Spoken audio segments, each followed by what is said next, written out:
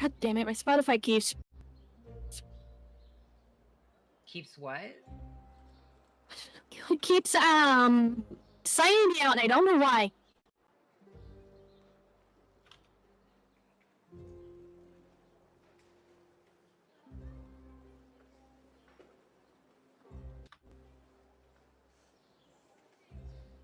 Are we starting? I got the stream starting, yeah. Okay. And like I said, Foundry is up, so everybody can start hopping in. No, that's probably smart. YouTube started recommending me videos, so now I'm emotional over music. just randomly threw live recordings of Hans Zimmer's music. Ooh, that's some good stuff right there. It is quite a culture shock going from the music in Antonio Cross Creator 3.4 to this. We started off with a Baldur's Gate 3 live concert, and then went on to this. I mean, I have a list of composers I like, but no one beats Hans Zimmer.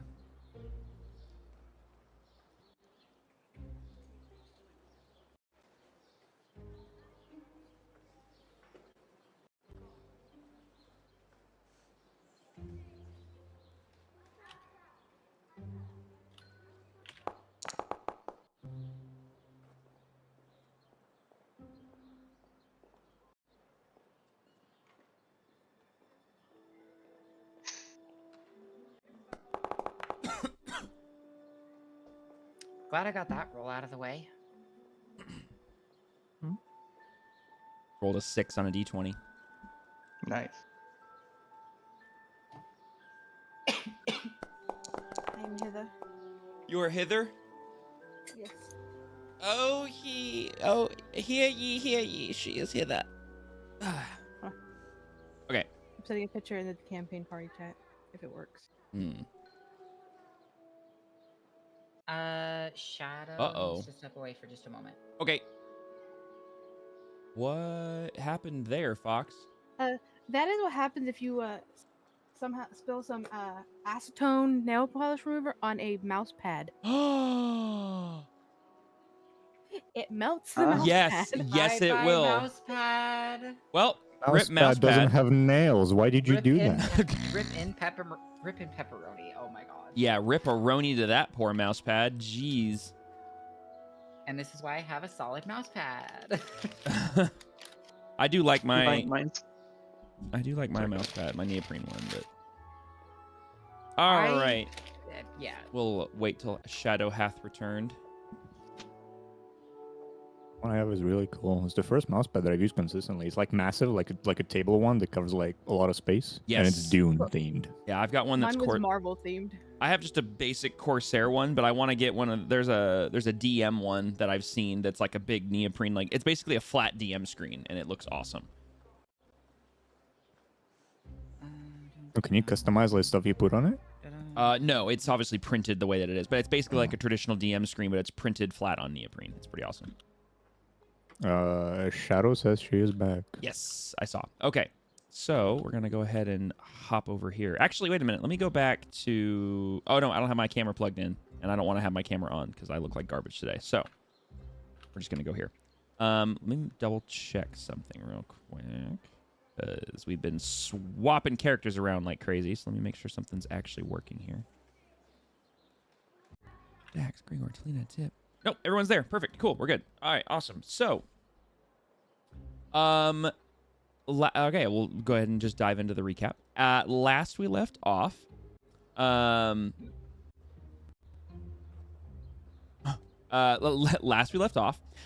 you guys had finally made it over across the river to North Duruun and had decided that you were going to investigate Dr. Tobias Arkwright and his residence, essentially.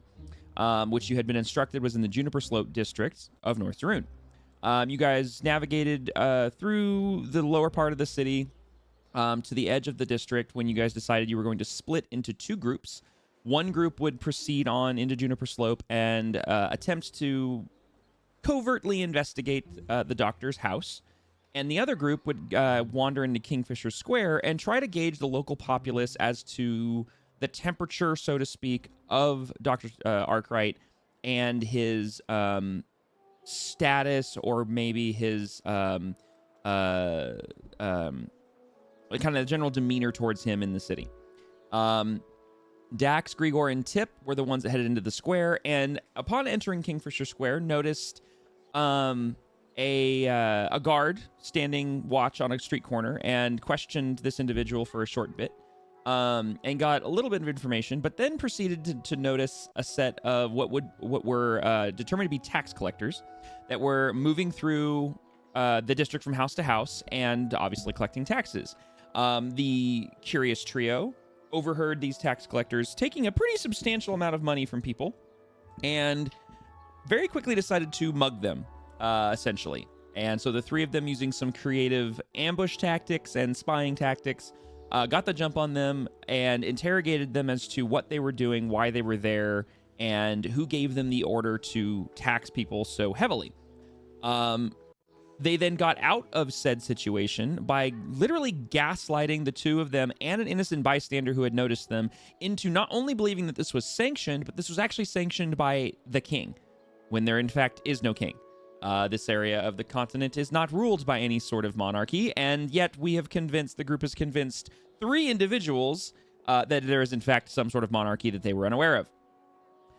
That is where that left off. The other group was investigating Dr. Tobias Arkwright's house, and had found Mrs. Arkwright was home, and actually was having a conversation with another individual who had kind of shown up, a young tiefling with a religious symbol around her neck, and having a cup of tea with Miss Arkwright in the sitting area.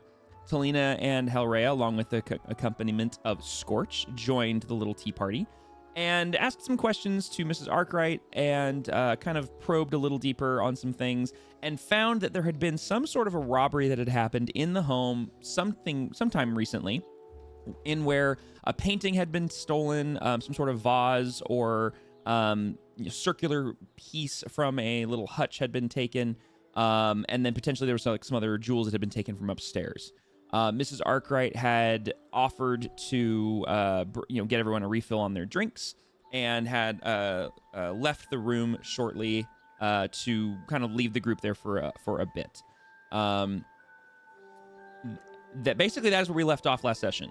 Oh my gosh, I keep catching this with my leg. I'm trying to hang up this headphone cable underneath me on my desk so it doesn't keep getting in the way, and fortunately it keeps getting in the way. So, actually, real quick, before we go any further, I am just now having a memory.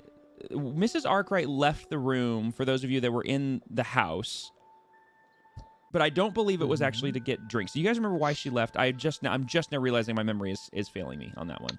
She was getting paperwork ready so that we could get into that's right. city Yes, council and get that event planned for next week. That's what it was. Thank you. Yes, she had left to draft you basically a letter, like a formal invitation, and sort of kind of a, for lack of a better word, kind of almost a letter of marque. Not really letter of marque, but more just kind of a formal pass, so to speak, for you to enter the city council district and to set up essentially a surprise party for the councilman, Dr. Arkwright, for his upcoming anniversary as a sitting council member for North Duruun in the city council.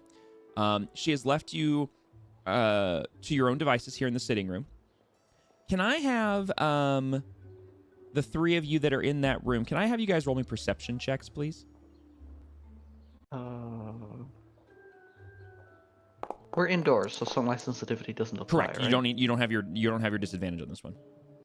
Perfect. Did you say perception? Yes. Ooh, Helrea over here with them eagle eyes. Oh, snap. Dang. Okay. All right, never mind, eagle eyes. We got the other one over here. One off on that 20, bro. Come on. Dang. Okay. All right. So, Talina, you notice that she has gone upstairs to whatever rooms are upstairs, and you can hear her moving around. And you can tell that it's probably going to be a little bit for her to draft these, and that she's just kind of expecting you to make yourself at home. The other two of you also pick up on this. But something else that you notice, especially Kyria, is as you kind of glance the area, you just happen to be at the right angle where you're able to look through several open doorways, and you notice that there is a slightly open door on the other side of the house that has a soft light coming from inside of it. And from this distance, especially with a frickin' 29, that it appears to be an office that is on the other side of the house. And I would say, Hellraya, you kind of see Kyria and you kind of track her line of sight with your eyes, and you notice the same thing.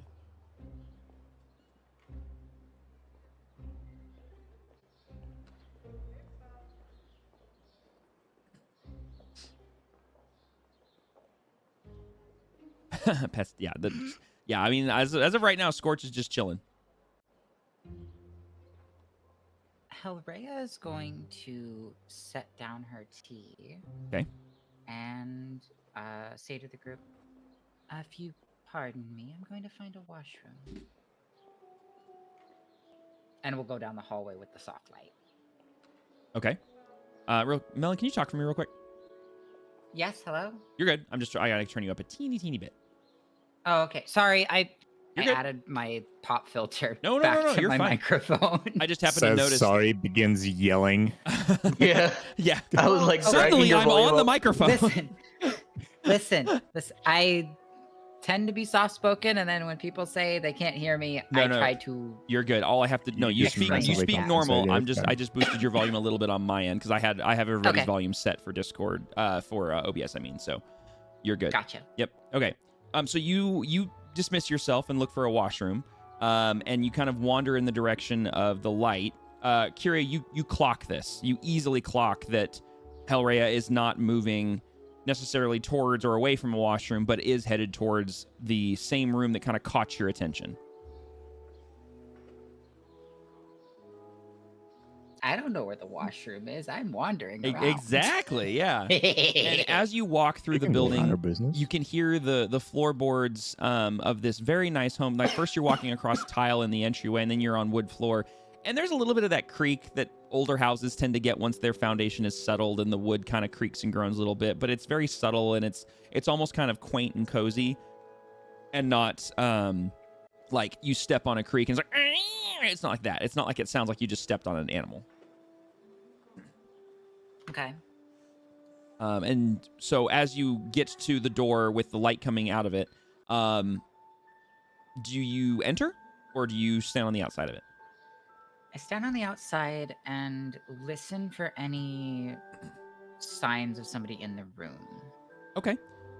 Since the door is slightly ajar, you don't need to roll for it to perceive anything. I mean, you can see what you can see, and seems to be nobody in the room. But you can tell that the soft light is coming from a sort of a lamp that is on the desk in the room.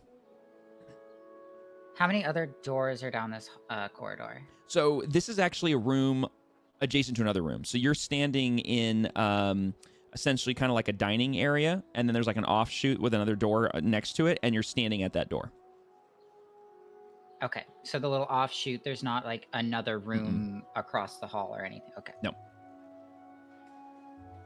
And Talina, even though you rolled a 15, at this point, since Hellraya has gotten up and walked, and you can hear her walking away and kind of clock her as needed, you notice that she's kind of approaching this door, and then you clock the same door, and see her standing kind of in front of it, kind of sort of peeking in without touching the door. And the door opens inward, so it opens outward towards you, and so that you're able to kind of like peek around it. Okay, so it opens outward. Yeah, towards you. Basically getting to the side where the opening is. Mhm. Widening it just a little bit more to get a better view inside, maybe turn an angle. Yeah, and basically, what would I see in the room? Yep, you see, like I said, it's an office, so you see that the walls are essentially covered from floor to ceiling in bookshelves on several sides. You see that there is a singular large wooden desk at the end of the room, kind of behind, in front of a window that looks from this angle to be the window seems to be going out the back of the house and overlooking a garden. Inside the room, you can see that there are paintings on the walls where the bookshelves don't cover. Yeah, it looks like a very professional, cozy office. Anything standing out of the ordinary? Ornaments, statue, any like books that might. If you want to step in and or roll a perception, we can find out. But from where you're standing, you're just kind of getting a quick glance of it. I was gonna say take a bit more of a glance before trying to enter the room. Okay. In that case, roll another perception at disadvantage since you're not trying to manipulate the door and not trying to go in, but you're trying to perceive, if that makes sense. 11. Okay. With 11, obviously, like I said, it looks like a very professional office. I'll say even with an 11, you kind of deduce this is probably Dr. Arkwright's personal office/study. It looks very masculine in decoration and nature, as opposed to some of the more feminine space you've been in having tea with Mrs. Arkwright. Yes, his man cave. Yeah. Essentially, this is his man cave. This is his office/man cave that is like deep emerald green carpet. And then sort of a paneled wooden walls. There is a single chandelier coming from the top that has dim lighting as well in conjunction with the lamp. The lamp has been left on or lit, or you're not really sure how the light is being produced, other than in fact it isn't producing light. Like I said, it's kind of a stark contrast to the space that you've been in so far. I'll peer over. Hellray will peer over her shoulder to see if anybody can have a direct line of sight on her. Yeah, Hellray, Kyria can absolutely see you. Like, you look back and she's just if she's not looking anywhere else, she's staring at you. Unless Kyria would be doing something else. Staring. I'll go over what I do. Mm-hmm. While she's doing what she's doing, but Kyria would not be necessarily staring in that direction. Okay. She'd be. You might catch an occasional glance. Okay, that's about it. Okay, and then Talina at this point could see where you're standing, if she's not distracted by Doggo or something else. When she turns around, I'm just going to continue quote unquote practicing my music. Okay. As a soft note that feels very invigorating flies across the hallway. So another bardic inspiration. Nice. Okay. All right. You have bardic inspiration again. Well, you were concentrating on something earlier, so. Yes, that is my enhance ability charisma. Oh, okay. Gotcha. Okay. I'm going to, in a soft whisper, as the ring on her right hand glows faintly, casting message to be sent to Talina. Since there is a distance and a whisper would not get there. Distract that one. I want to take a look. Does she point in a specific direction when saying that one? I was gonna say, who's that one? Just kind of a nod with her head, which is in the room that they're both still in, the little sitting area. Oh, I see. Basically, Kyria. With the message spell, you can also reply in a whisper that only I will hear. I am aware of how that spell works. Listen, it's fine. You're also definitely within 120. I'm not going to respond. I'm just going to nod because we have eye contact. Okay.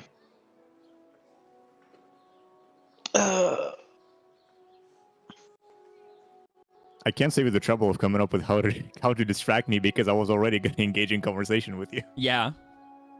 Yeah. If you want to. Hey, it's good that message is a cantrip. It's true, yeah. Oh wait, it's message, not sending. Yes. Yeah, Right, it's message, so I have a very short distance. Yeah. So what brings you to the north side?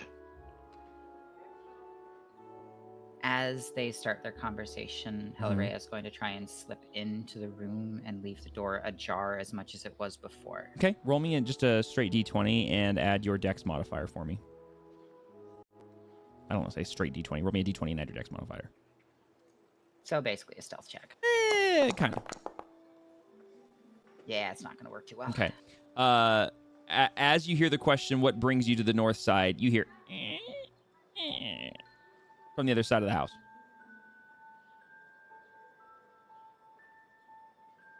And while this conversation starts and you step into the room, we're going to pan back and zip over to Kingfisher Square. And we're going to catch up with the other three real quick. So as we return to Kingfisher Square, Dax, you've just had the taller guy kind of break loose of your grasp and try to bolt away. And you basically just start laughing maniacally. Grigor, the other gentleman you were clutching, has passed out in your hands. And Tip, you are now holding an illusory script missive that you drafted, giving you basically the king's blessing to stop taxation here in Duruun. And that is essentially where you're at this exact moment.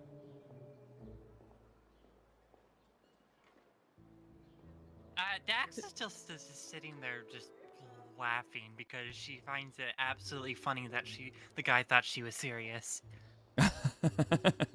Yeah, you basically threatened to take off one of his arms. Or break. I don't remember if it's take off or break. It had to do something. No, took off. Take off. Okay, yeah. It had to do with an arm was no longer going to be functional. That much I remember. Yes. It was not going to be. So pretty. she just finds it absolutely hilarious that the guy thought she would actually do that. Oh yeah, he had pissed himself. He ran away screaming. It was not good. So she's still sitting there laughing, and she's to the point of where she's now on the ground, just, I don't want to say flailing. Did you cast Tasha's hideous laughter on yourself? Because that's what it sounds like. I don't want to say flailing, but she is just on the ground losing it because she thinks it is the funniest thing. That's amazing. Yeah, perfect. There you go. Melon's got it. So yeah, what do you guys do? You guys have a passed out tax collector in one hand and a screaming one running away from you? And a laughing tiefling. Yeah, and a laughing, flaming-haired tiefling on the ground, cry laughing. Grigor's gonna drag his tax collector to a dark corner. Okay. Yeah, you easily find an alley right around the corner. That's not mysterious. Right. Okay. Yeah, you usually find an alley like right around the corner. He relieves the tax collector of his coin purse and shoes. His coin purse and his shoes. Okay, I want you to. Oh, wait. So hold on. Wait, you gave. Okay, now we're just straight up robbing him. Well, wait a minute. If we recall in last session, you guys took the big coin purse off the tall one, the actual collections, and gave it to the homeowner, Marcus, and had him go back and basically redistribute it to people that had it taken from them. So correct. The big one's been taken, just for the record. For the little guy, I want you to roll me a roll me a D20 plus a D10. Do it that way. Well, I love how it went from doing a heroic type of chivalrous type thing to just straight up we're just robbing him at this point. Robbing and we're gonna mug him. So you find 19 gold on this individual.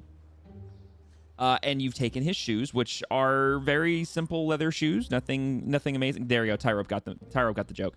Nothing amazing. Super simple in nature. And yeah, you just leave him in the alley, basically covered in his own urine. That's gross. Yeah, pretty much. I mean, you can't blame this one on me. This is all Grigor. No, it was a team effort. Grigor's the one that just mugged the guy. Yeah, but you threatened his friend in front of him and then watched him run away screaming. But I never said, hey, I'm going to take your shoes and your personal belongings. No, that's true. To be fair, Tippy didn't have a chance to do what she was going to do. Well, oh, to be I'm fair, scared it's now. still better than Grigor's previous threat. What was his previous threat? Remind me. Break one of his legs. Oh, that's right. I forgot. Yeah, no, Grigor stole the J's. Stole the Jordans. Yeah, he stole the J's. All All right, so you leave him in an alley. You have his coin purse. You get 19 gold off of him, and you return back to the group standing in the street. At this point now, the street is essentially empty. You could hear the sound of the city kind of around you, but the particular street that you're on is more or less empty. What do you guys want to do?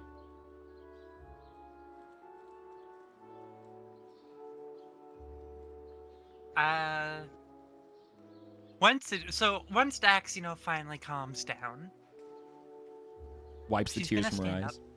Yeah, she's gonna stand up, and kind of, refocus herself, and then she's going to look at Tippy and be like, don't change what's written on that piece of paper. We might need it. Okay. For clarity's sake, because I'm not familiar with that spell, does the illusory script A, last indefinitely, B, have to be in concentration, or C, fade at a certain point? It lasts.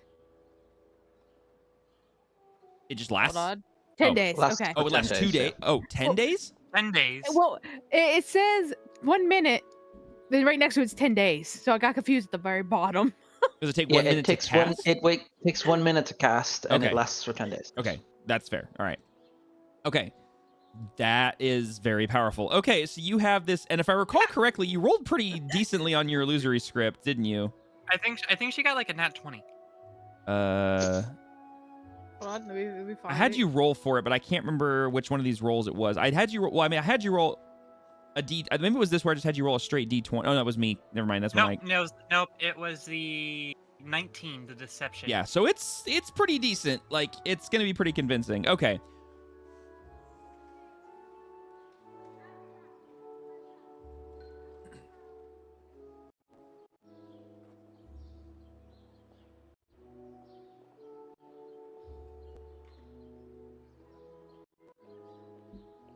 Okay. Oh, so it looks like, if I'm not mistaken, that thank you for the follow, much appreciated. If I'm not mistaken, Tyrup, did you just cast a sending? No, just preparing that message Okay. for Fox so that she can think of a response Okay. ahead of time. Okay, gotcha. So it has not been cast yet. Good See how enough. it goes No. towards the squirrel. It's the spellcasters. They're talking to each other. Well, it's also the squirrel that can talk telepathically, so a response Oh. wouldn't be given away. Oh, look, big brain move over here. All right. Do Alright. I? Mhm. How so? Because I don't speak verbally. If that's why, right? What do you mean? It has the spell. What is it? Sending. Well, right? Tyrup said he hasn't sent it yet. Well, no, it's not like a mental thing. I would say it out loud and they hear it. Is that how the caster goes? I think it's. I never understood you- that spell. You whisper it. Yeah, I think it's. Well, it's technically a verbal thing. which means you can Mhm. whisper Okay. it, but well, it- my squirrel talks. it's not message, right? It's sending, correct? It's sending out. Okay, hold on. I'm trying to find sending here in this list of.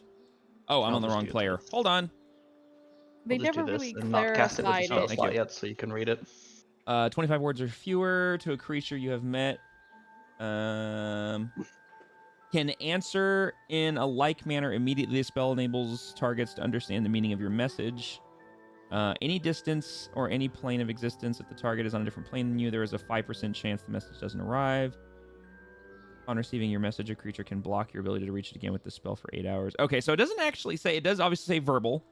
Yeah, there's a verbal component, so I always imagined you had to whisper it. Yeah, so you'd at least have to, but because you speak telepathically, and that is how you communicate, I'm gonna make a ruling on that is your verbal component. You are kind of the loophole to that spell in that your main language is telepathic. So if when they message you or send to you and you're responding in your common tongue, which is telepathically. Unless I misunderstood your sheet here. Let me double check I'm reading everything correctly here. I'm Oh, trying to you figure do out speak. what No, oh wait, that's right. You understand these languages. Telepathic. I'll do this so I remember that I haven't cast it yet. Yeah, good call. Good call. Hang on, I'm trying to remember where this is at. Here it is.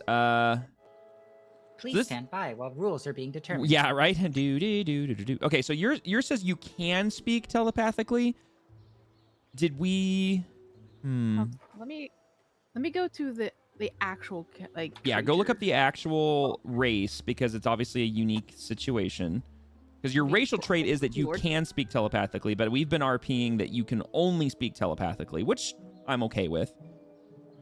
I think we've done it verbally once, but for I think a spell. And you I didn't think we did it. specifically spoke some like weird. It was like one of your Well, specific languages. Did you? She I didn't spoke think you spoke Celestial. verbally whatsoever. I don't think she has. Has I she? don't- Okay. All right. We're gonna make a ruling. So, Fox, do you want your character to have the ability to speak verbally, in another language? Like verbally can only speak, say, Sylvan or Celestial or something, or do you want it to be that your character understands those languages but only speaks telepathically? I will allow, because I'm okay to make a ruling on this as long as we're consistent with it going forward. Hold on, give me a second. I just found. You're good. It took me a minute because I couldn't figure out how to spell Uh-huh. the word. All Gucci. This damn things. take forever to THEWORD. spell. Where is your? Dude, I forget some of the stuff you can do, and every time I open your sheet to check something unrelated, I see something and I'm like, bro, what? Homebrew race is not even one. It's not a homebrew race. That's This not is even homebrew. Yeah. no, this is actual written content. This is like base stuff. It's in the book Forgotten Realms, which Yeah. is all like Norse mythology based. Yeah. Yeah, this is written content. The funny thing is homebrew wise, I homebrew story and stuff and like stuff to add on. I've never homebrewed a race. I've never homebrewed. The closest we got was quote unquote homebrewing Othwin because we didn't have any content that had Owlin in it at the time. So we said she was Aarakocra, but she was basically Owlin. That was the closest we got to a homebrew race. Up until this point, it's always been, everyone's been using written content. Personal homebrew is just really hard to actually balance. That's it. Like I'll homebrew story, I'll You have homebrew to- story elements, items, all sorts of stuff. I'll even homebrew some spells if we need to. But You have to races, do like a whole session. yes, Not 0.5 or yeah, it would 0.0. it would to be- even establish like how you want that Yeah. to work. it would be a pretty deep, like essentially a session 0 that would take a while. But, anyways, did you say you found the content? Because when you look up their actual page, it says they speak their own unique language, as well as the language of birds and a common tongue of. I don't know how to pronounce this properly because it's like Yggdrasil, but half of the word. Oh, okay. So, Yggdrasil. How do you spell it? YSGARD. Yggdrasi? Yeah, ARD. Oh, I was It's way like off. half of Yggdrasil. It's like the first half, so it's like Gotcha. kind of that awkward spot to pause it, Yeah. and then this Okay. I did find in here where it says Sylvian. you can speak telepathically to any creature you can see, which we've established this. We understand the rules around it. yeah, And then like, you can the understand, read, and actual- write these. Oh, but right here, the but you D&D speak Beyond. via telepathy. It actually says it right here. You can Yeah. understand, read, and write these two languages, but you speak to. All right, that was all we needed. There we go. So when you respond to sending, because you speak It will telepathically, be- you're the loophole. You don't actually make any audible sounds. So there you go. Well done. We found it. You guys found your loophole. You broke one of the game elements. It took you 28, 29 sessions, but here we are. I mean, it's be not fair- very much breaking. No, she it's gets not. to say It's 25 really words not. off of somebody else's spell slot Yeah, it without really being is. heard. Yeah. To be fair, she's only been in a few episodes. Yeah. So okay. So there you go. That is the answer to our question. When somebody casts sending to you, or even really technically you cast sending yourself, your verbal component is telepathic, so you get away with it. I could be the crowd of fucking people, and nobody would know I did it. Actually, I do like what Melon and Monhold suggested, which is when you have a verbal component as a requirement, you make like chittering squirrel sounds possibly, but you don't actually say anything, so it's kind of a loophole. Do squirrels make sounds? Of course Squirrel they do. chitters. Mhm. Yes. Like, yeah. I'm gonna have to Uh, Google that I eventually. would Look it up. say- They're cute. squirrel chitters would probably only trigger like a druidic or whatever other language. I wouldn't even say it's to a language. I really would say it's just understand, literally like almost but- like a sound. Well, druidics is speaking to animals, basically. So if it is squirrel sounds, Well, I don't. that's the only concern. That's the only like Yeah. The only thing I edge have, would the only see thing, as a druid. the only could concern I really have with share. that is druids actually have speak with animals as a spell. They don't just natively have it. I thought. Never mind then. Yeah, druidic. There is a language called druidic, but there is literally a spell that druids can cast called speak with animals. So I would say they have to cast the spell for that to work. But either way, I think what'll happen, what we'll do is we'll find a middle ground there, which is you do respond telepathically, but whenever there's a verbal component where it's an actual mechanical requirement, you do make a small sound, but it is not words. It is just a squirrel sound. So you still have a massive loophole there, which I actually think is kind of funny. But you're not like verbally speaking either. Does that sound fair? Yes. Okay, fantastic. So, to clarify, Tyra, did Talina send that, or are we waiting until it's back to you guys? Yeah. We now return to our regularly scheduled campaign.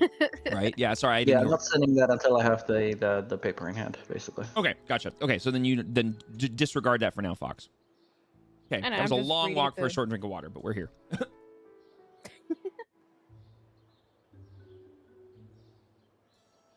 So what are the three of you doing now?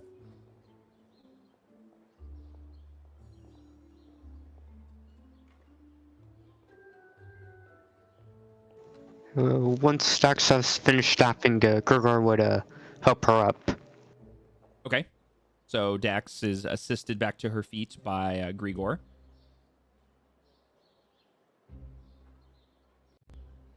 I do see Shadow is muted Just currently. because so- I Oh, want to. Go ahead. When Dax goes to try and help her up, because she's still foreign to the gestures and all of that, Mhm. she's just gonna slap Grigor's hand. She doesn't grab it; she just slaps it. I won't make you roll for slapping it. I will And say it's not like a hard slap. It's like Yeah. a high five slap. Yeah. You know what? I will just go ahead and say that happens. I won't make anybody roll for it, or any damage or anything like that. But yeah, Grigor, you basically go to help her up, and you get almost kind of swatted. Not so much slapped, just kind of like swatted away. And you can tell that there's like no harsh intentions behind it. She just doesn't know what you're doing. So she's just slapping it and then standing up like, you wanted me to slap your hand? Okay. Sure, let's go with that. Jesse.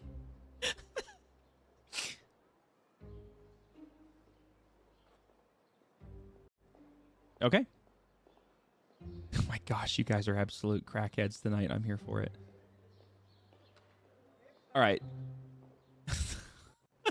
All right, moving on. So as you guys are kind of standing here, like I said, you guys have gotten some information from the tax collectors. You got some information from Marcus, the homeowner. But as of right now, you guys are just kind of chilling here. Do you guys continue to investigate? You guys decide to head back? What do you guys decide to do?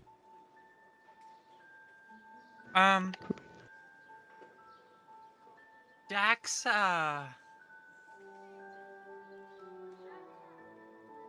And if you guys need some time to think about what you want to do, I can jump back to the other group. she's gonna meander kind of out to the main street again.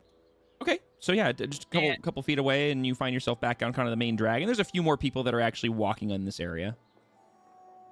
And once she gets out onto the main street, she looks to see if she can find the town crier, because she remembers that the people that stuck out to her the most were the guards, the tax collectors, and the town crier. Yeah.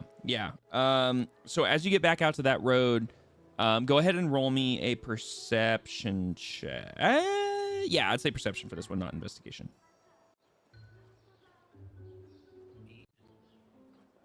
Investigation, searching for clues, perception, general looking the area. Yep.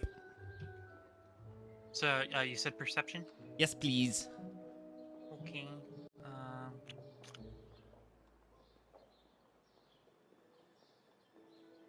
And we're off to a bad start. What'd you get?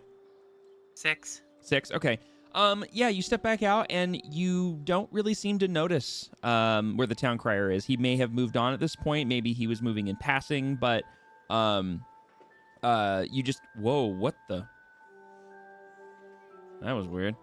My entire game just reset. Yeah, you don't see him or hear him at this point. It just seems to be the standard folk kind of meandering occasionally, and kind of the sounds of the town essentially. Okay. So not having seen the town crier, she's gonna kind of like she's gonna start wandering around. Do the not rest of you necessarily. do the two follow Dax, or do you just kind of let her wander off? Grigor would be following Dax, and as they were walking back, he would toss one shoe down one alley and the other down another alley.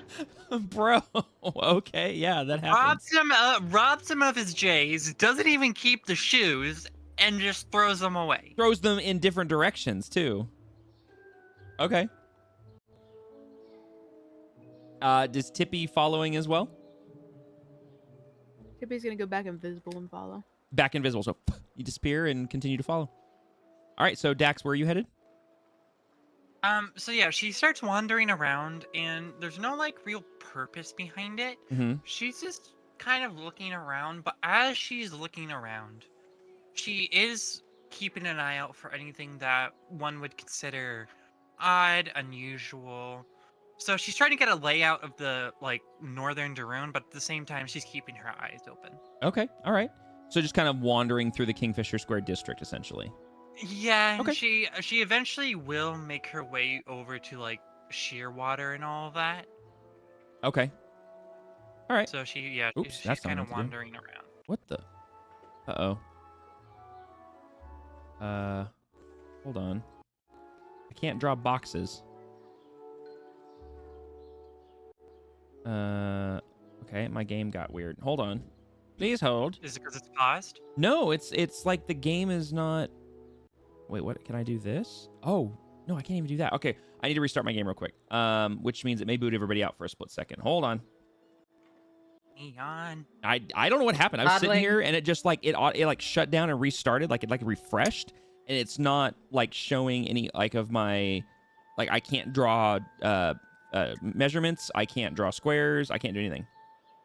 Neon over here breaking things. I didn't do it, I promise. It is attempting to reestablish connections. So Yeah, it might keep us in reconnect. there. Well, I have to. Oh, there you go. Nope. No, I literally had to restart Foundry on my end, which means it shuts down the server. Failure. Also, Neon. No. Yes. I the other night I played I think probably the hardest Ready or Not mission I've seen. Oh, really? Yeah. If we end up playing again, it will give you, me, RC, and Smooth a run for our money. Oh, jeez. Okay. Y'all need to invite me to a Ready or Not session. I Oh. haven't touched the game in forever. Oh, heck yeah! I didn't realize you had it. Let's go. Wait, I zoned out. Why are we suddenly talking about other games? Because I'm having to restart the game. No. Because Japanese Foundry. have restarted something was Foundry. going on with my Foundry. Okay, there we go. Something, No, something, wait. Tech issues, something. What the heck? Did it not fix it? No, it started to load and now it's just a big gray screen. I've made I it thought back that in, was but just it's me, not- so I tried to join again. No. I've made it back in, but it's not letting me open my character sheet. I can't do anything. I- I can't even see the game. Okay, hold on. I'm gonna. I made it back in. However, there's no map, and it's just our characters hovering in just a gray space. Yeah, like it's not. Let's do a full. that and that a and full like restart. and that and like Melon. I can't open Oh, up no, character it- sheets. It works fine for me now. I legit. Try- I can't try even rejoining. like. I can't even see anything. Like all I can Yeah, see is a big gray screen. I can't. Nothing. I only see 3 players in the list, so I Okay. would say let's give it a full hard. I'm gonna shutdown. have to restart my computer. So, and unfortunately, This is Restart annoying. stream. Yes, because I'm not because I have to stream because I don't have my stream running from my other computer, so I have to literally stop Before everything. you do that, Uh-huh. just try a Control F5 refresh because that worked for me.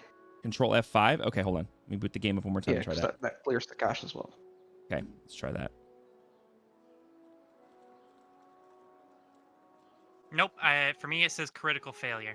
Well, that's because I had to shut down the game. So hold if on. he refreshes, the server goes down. Oh, I didn't realize he refreshed the server. I had to shut down Foundry and restart it. So give me a second here. Let me.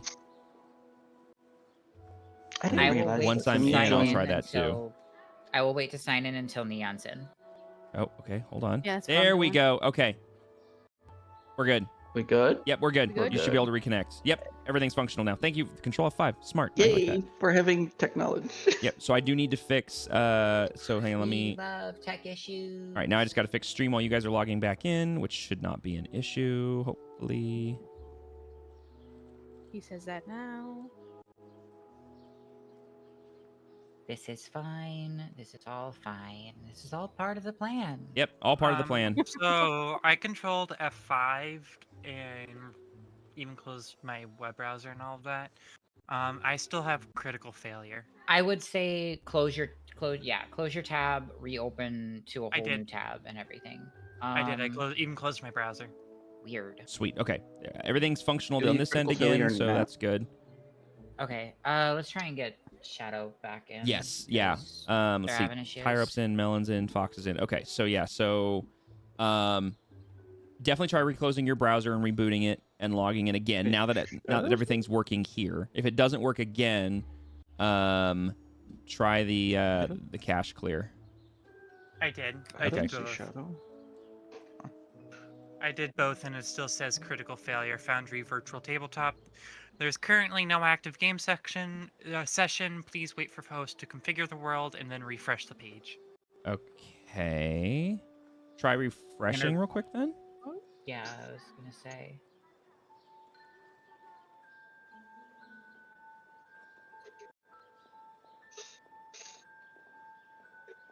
Yeah, because it looks like everybody else is able to hop in. Stream is set up on OBS end too, and I'm working, so everything's now functional. So it's definitely going to be a browser or something on your end for us to figure out. Please excuse us, stream, with these technical difficulties. We once What again does ask stream you for without your technical- patience during technical issues. Your call is very important to us. Is it though? No. Ish. Yeah.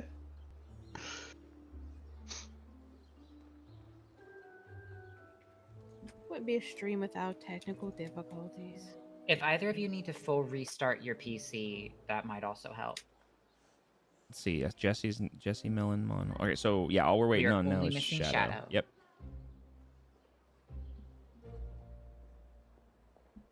It also may have been an issue where your end was still thinking it was down, due to because internet. Yeah, there you go.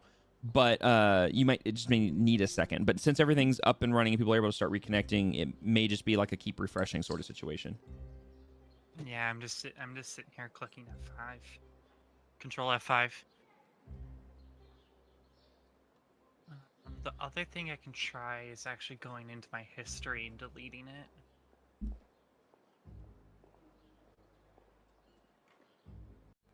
You could try opening try opening an incognito window and try that. Or try and go grab the game IP again from the other chat. Oh, I'm Just sorry, open a Tara. whole I new keep tab forgetting from that. there. I keep forgetting that It's she's changed okay. her outfit. Oh, it's gray, so it's loading. Oh, there we go. We see a shadow. Oh, I'm yep. back in. Woo! Hooray! She's joining. She's joining. She's joining. She's peeking. She's peeking. All right. Cool. We now return to our session in progress. Welcome back, I was actually going to peek, but the game's paused, so I can't. I don't need the swishing sound The that I hear. pop up. Yeah, the chat spam of so and so is peaking. Okay, so your guys' group is just kind of meandering through the square. looking for potential oddities or things that would stand out. As you guys are While gonna also getting familiar. also getting familiar. Okay, cool. While you guys are wandering, we're gonna jump back over to the other group. Hellrea, I need you to roll me an investigation check. Well, actually, no, not yet. Hellrea, you just stepped into the office space, and the door behind you is not fully closed, but is kind of slightly ajar. It's back to as ajar it was Yes. before. Yep. And so as you step in, you, like I said, find yourself in this very kind of like man cave. You described it almost perfectly. There are various pieces of decor on the walls. The space is rather simplistic in nature, but also very sophisticated with the all the bookshelves and the pieces of art that are painted on the walls and such. It is a very nice space. Hang on, I'm trying to catch up in my notes here.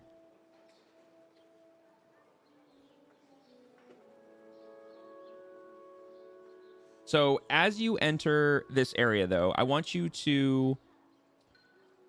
I'll just say this. You notice some strange-looking... what do I want to use? Scribbles that are on the desk, on large pieces of parchment. You notice, like I said, some paintings that are hanging on the walls. And you notice a...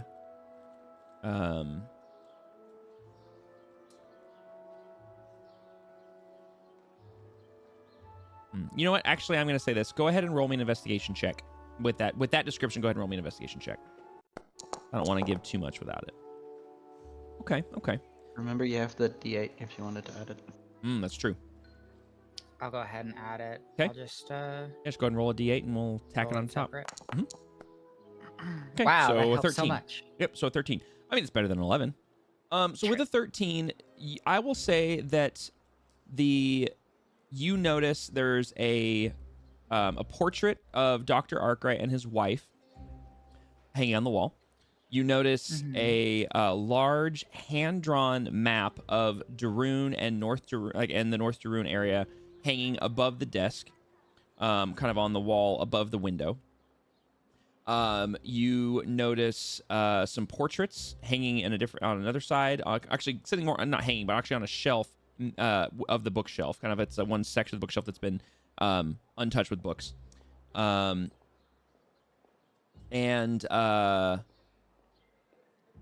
You notice a couple more paintings of what look to be someone of younger years, essentially.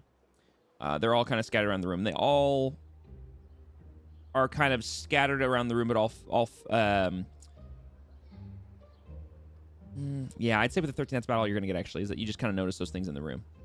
And as well as, like I said, some strange schematics on the desk that mentioned the schematics. That look more like drawings mixed with text next to them than like it's not someone writing a letter, is what I'm trying to say. Observing and cautiously, does there seem to be any oddities on the floor that might, give me away? What do you mean oddities on the floor that give you away? What do you mean by that?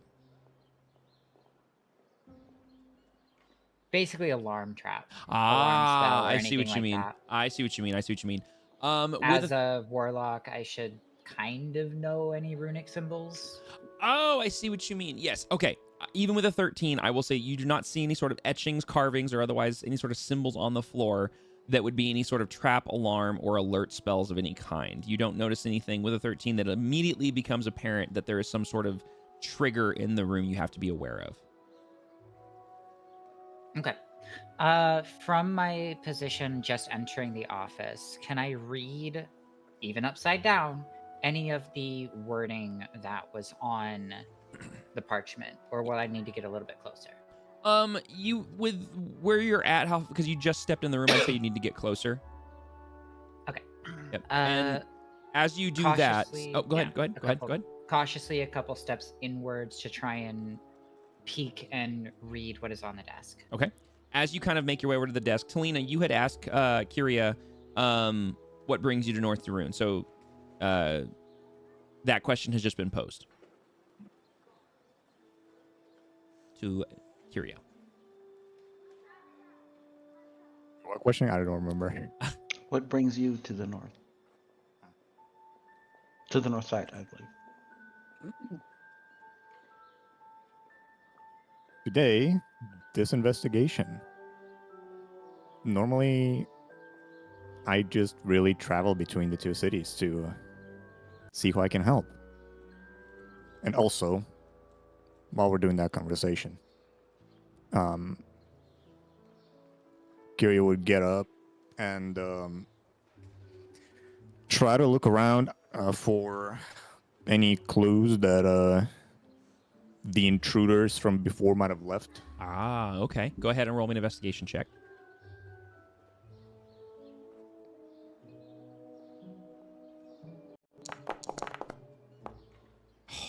That's a really good roll. Okay. While you start investigating, Talina, you do catch a quick glimpse of where Hellrhea was. She's now gone, and the door has more or less returned to its original position. And you can see her shadow being cast through the crack in the door. You can see it cast on the bookshelf. That's like, I mean, you barely have an angle on it, but you can kind of see it, so you can tell that she's in the room. Okay. Yep. Kyria, you with a dirty 20. You can tell first off that the house has been cleaned, probably pretty basically, but cleaned since the intruders were in the home. From what Mrs. Arkwright told you, this robbery was not a very recent thing. It obviously has happened somewhat recently, but it's not like it happened yesterday. You do notice that there is so nothing on the wall where the painting was taken. It's just missing. It's just gone. But over at the little hutch where the vase was taken, you do notice that there is a small, tiny little scrap of, with a dirty 20, a small little scrap of kind of like dark, like stained leather, like a small chunk of stained leather that is kind of wedged in between one of the, excuse me, I'm burping. The countertop piece of the hutch that's made of like almost like a marble-like material, and then the metal legs that are holding it up, and it looks like something got caught in that little groove between the tabletop and the seam of the leg. So it's a very small little space, but you notice there's a small scrap of like a stained leather that is caught there. Whoa. I'm gonna go and see if I can grab that. Okay, yeah, it's kind of wedged in there, but you're able to grab it. And it's not very big. It's like the size of a quarter.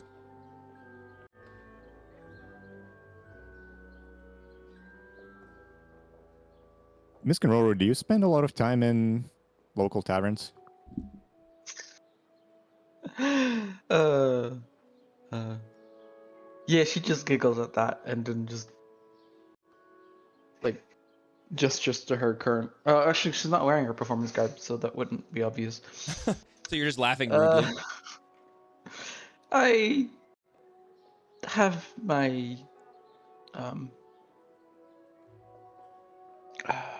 obligations within them, yes.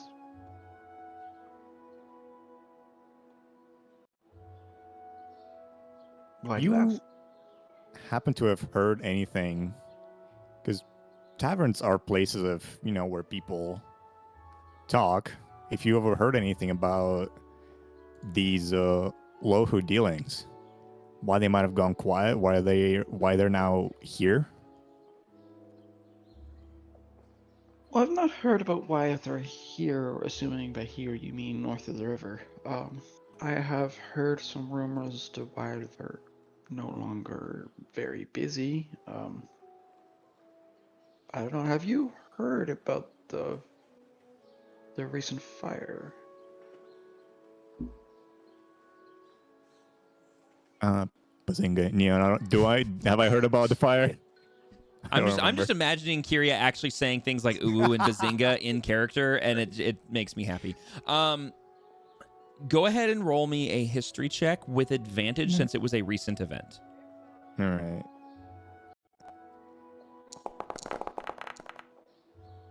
That's neat. Okay.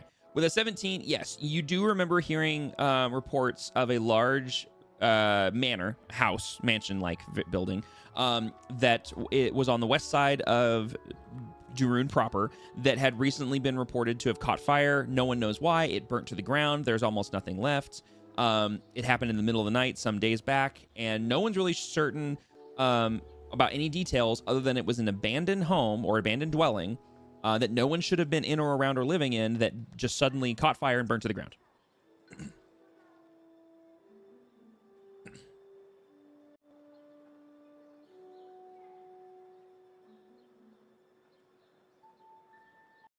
This is the part where you decide whether you tell me or you know or not. Yeah. Yeah. I have heard of that fire, but also, as far as I knew, that place was abandoned.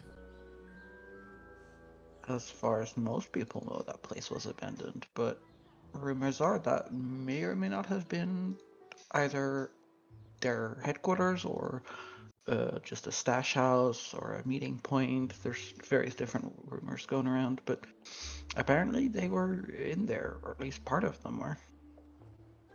Hopefully not during the night of the fire.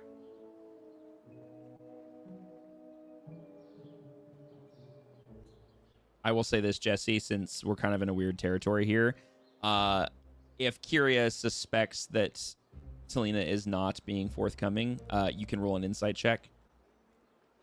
Because obviously you and your former character knows more. I'm gonna do that. Yeah. Okay. I'm the intent of my insight. Well, I guess the only thing that I can gather from it is whether she's telling me everything or not. Sure. But like the thought that immediately came to Kira's mind is whether Talina happened to have actually been there, because Sure. Well, there's been a fire and then Lohu disappeared, but it doesn't necessarily connect that they have been there. Let's see. I'm not lying.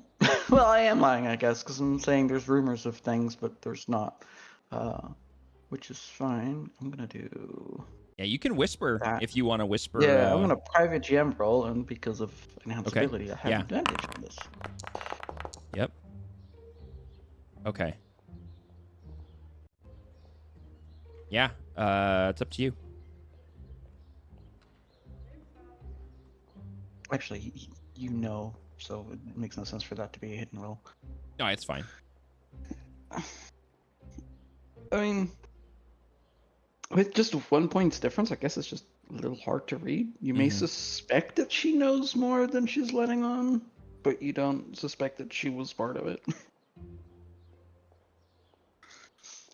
I'm definitely hiding something.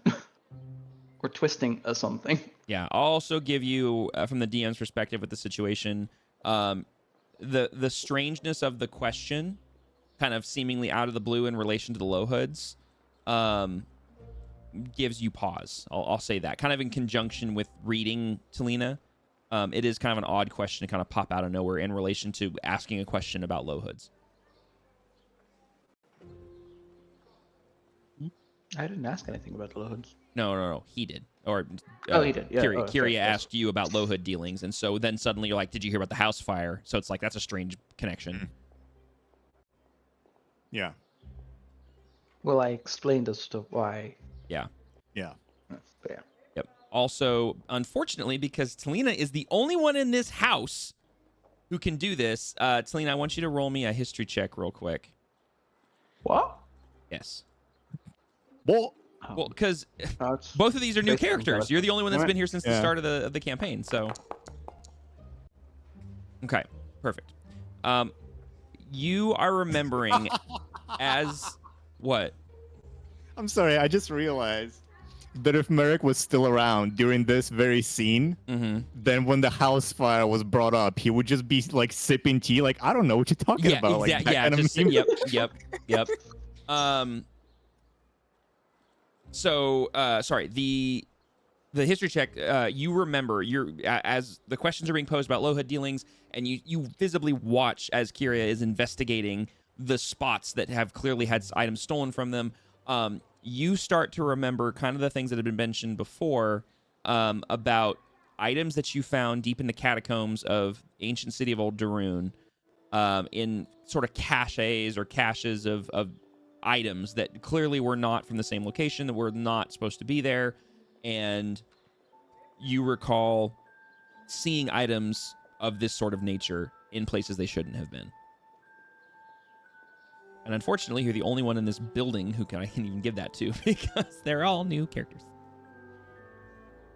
As this is kind of playing out in the living room, Hellrhea, you get over to the desk and glance at kind of come around the side of the desk and look at the schematics from the right angle, and you notice these schematics are on standard pieces of large parchment, and they are kind of drawings and designs of some sort of object or objects with some handwritten notes next to them in a language. Actually, which language? Hold on. You have a lot of languages. I am going to say this now. Yes. I have a feeling I know the language. You do. And You do know the Hellrhea language. does not know it. Wait, what? Yeah, you do. Pretty sure. Hold I'm on. surprised. Hold, please. Also, dissolving medicine, so Okay. bear with me. Also You're good. surprised. I need to check something. Make sure here.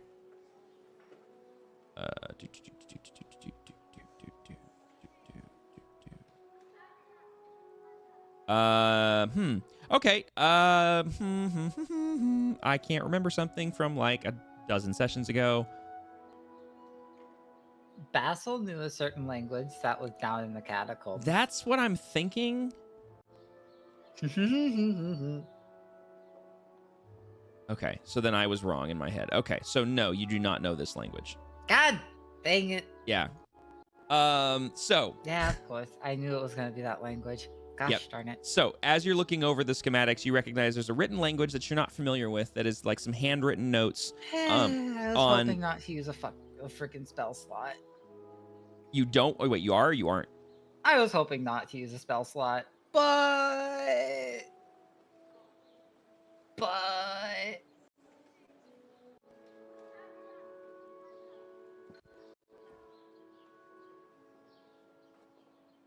comprehend languages. You're going to use it? Yep. Okay. So, you go ahead and use that spell real quick so we can make sure it gets casted. I did, so there's no like fancy thing that happens. Oh, I see it. I just wasn't scrolled far enough. My bad. So with that, Just as a heads up, that has a 1 hour casting time, doesn't it? Wait, does it? it's a duration of 1 hour. Oh, that's a 1 hour duration. I was like going it's to an say, action. that seems a bit excessive. Well, it's a ritual spell, so you know. Oh, is it? Yeah. Mm, It can be a ritual spell. Oh no, it takes about 1 minute to read 1 page of text. Yeah, there you go. Yeah, it lasts for 1 hour.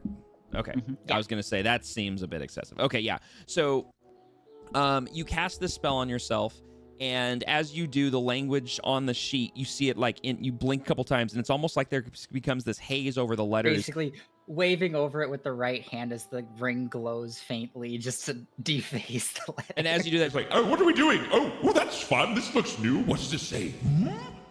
and as that voice We're kind of rings in your... reading. We're reading, she says in her head. Oh, we do love reading. I love reading. It's fantastic. You know, you learn things while reading.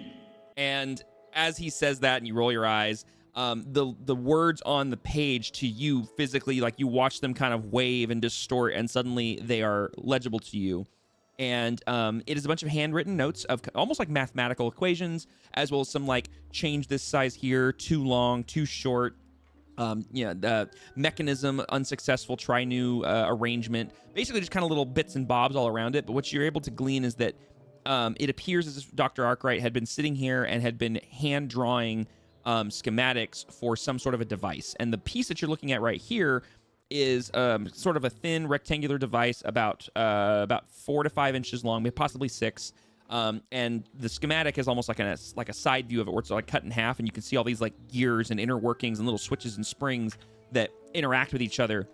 And on the very back and bottom of it, you see this curved piece of metal that hangs from the bottom. And at the top of right above that, you see another piece of metal that's kind of curved in a weird way as well. And it doesn't make any sense in its own page right here, but that is essentially what you're seeing in front of you. And he's designing something, and it's up in the very left corner, written in this language. That you're not sure what it is because you don't read it, but comprehend languages is allowing you to read it. You see the I'm word. checking comprehend language just to see if it tells me what language it is. But, You understand any written language that you see, but you must be touching the. That's fine. It doesn't say that you. Yeah, this spell doesn't decode symbols or secret messages. You understand the meaning of any language that you hear or see signed. It doesn't say that you know what language it is. It just says that you can comprehend it. Yep. Yeah. It's also the literal meaning, so any nuance is lost. Yeah. In the upper left-hand corner, you see the word fire spark written out, and then next to it, you see mechanism number 2.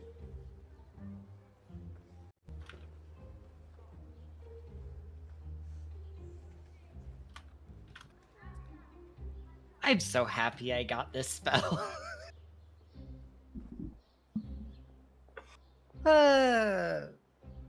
Could I attempt to kind of keep a mental note of the schematic itself? Like, you want to see if you can... like a very rough, sketchy picture in my mind that I can possibly transfer to something later. Make a note of that in your notes, and then if you ever want to recall it, it's going to be a history check when you want to recall it. And I'll say that the more successful times you recall that information, the DC will get lowered because it's like remembering the same thing over and over again. It's like repetition. But that'll be the easiest way for me to do it. Okay. As you're investigating the area, I did have one more thing Okay. I wanted to do in the room after checking those. Okay. And that is look at the younger portrait. Okay. All right. So you walk over to the younger portrait that's on the shelf inside the bookshelf. And it is basically, there's a small painting. It's a very nice painting. It almost looks photographic, but it's like a nice painting inside of a small frame. It's about like an 8x5. It's a painting of a young boy running through a large cobblestone square, sprinkled with market stalls and kind of faceless people moving around on a beautiful sunny day. And he's running towards a small dog that is playfully running away from him. As you're standing there looking at it, I'm going to lean back on your 13. While you didn't notice anything on the floor initially as far as like markers or insignias or any sort of like incantations or anything, you do notice right beneath your feet there are some strange marks that lead from the bookshelf away from you in a semicircle shape.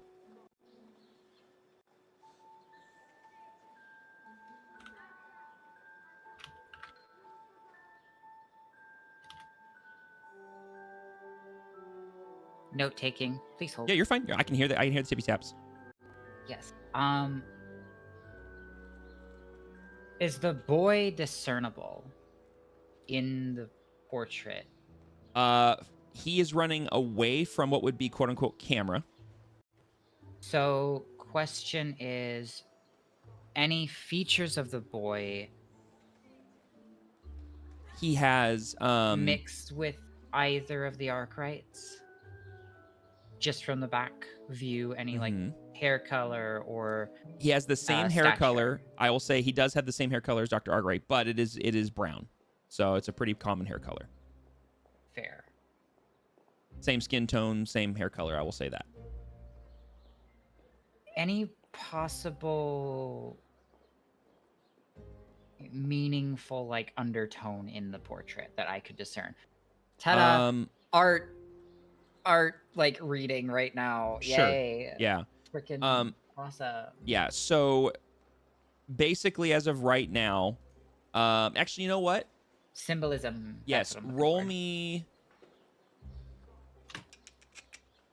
either roll me an investigation or a history.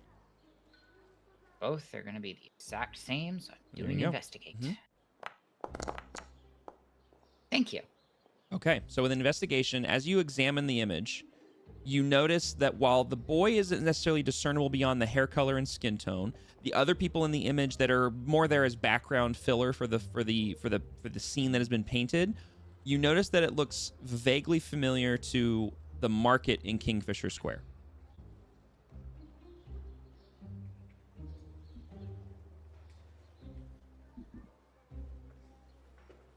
Cobblestones, the buildings in the area, and the architecture, the colors, it lends itself more to the market that is to the northeast of where you are. Rhea has been within the city of Duruun for a bit, but I don't know if she has made it too much into Kingfisher Square or North Duruun. Probably not, deeming she has a residence on the south city. Sure. So is it feasible to assume this is a proper location, or What do you mean proper location? like, is it an actual street? Is it feasible to assume that's Oh, an like actual street where this was like the painted image where from? that is. It's feasible to assume this is a general location, not necessarily a specific street, but was if it was taken or painted, it is supposed to be exhibiting the space in and around the market of Kingfisher Square, or somewhere within Kingfisher Square. The architecture, the color of the buildings, the kind of cobblestones and all this sort of stuff. It lends itself to being around that area. And while she may not have gotten up here often, it is a very unique sort of architecture in that area. Okay. Any landmark? Like a No. specific building or a shop? Nope. That No, may it be is in it there. is more of a kind of a loose artist's rendering of a specific scene, less so like a specific location. Double check how something works quick. While you're doing that, we're going to jump back over to the other three in Kingfisher Square. As you guys have been wandering through the square district, go ahead and I want all three of you to roll me perception checks. And we'll do a group perception real quick.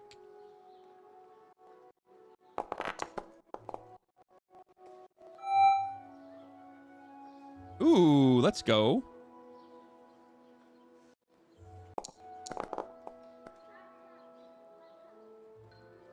Okay, and I just need one from Daxori.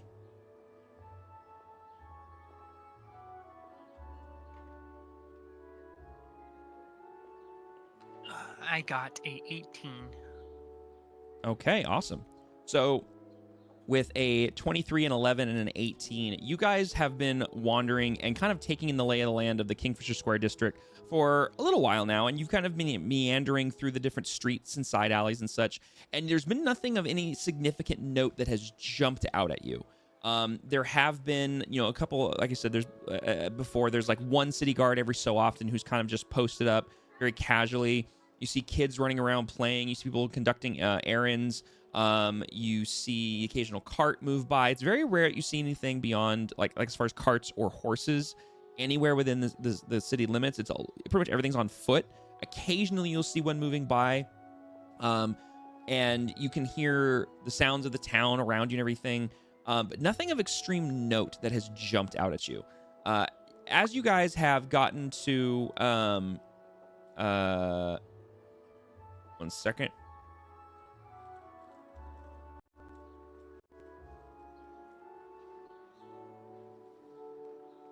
Okay, there we go. Sorry. As you guys have basically kind of wound your way, you guys find yourself at the market area of Kingfisher Square. It's a bunch of stalls and tents that are all lined up in singular rows. There is beautiful colors just kind of exploding off of the market. All of the tents have various colors kind of on them. There's ribbons that are hung from tent to tent. There's strings of kind of pennant flags and things that are hung from market stalls and strung across the street to nearby buildings. And it's very much sort of a bizarre environment, like B-A-Z-A-A-R environment, not like a, B-I-Z-A-R-E, or it's not crazy. It's like a really fancy shopping center, essentially. And you hear shouting of all sorts of people yelling things of like this for sale, that for sale, like fresh fish, all that sort of stuff. That's happening in this district. And there's a lot more bodies in this area too. What do you guys do as you guys reach this area?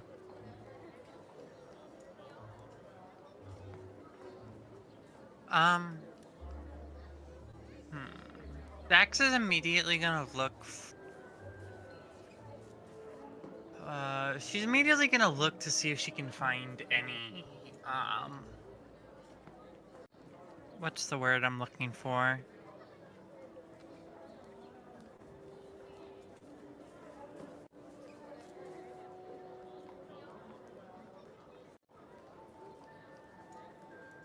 She's immediately gonna look to see if she can find anyone that resembles maybe either a low hood or someone that might be standing out for whether that be a negative reason or a positive reason. Ooh, okay. Do any of the other Tippy or Grigor, what are you guys doing when you reach this area?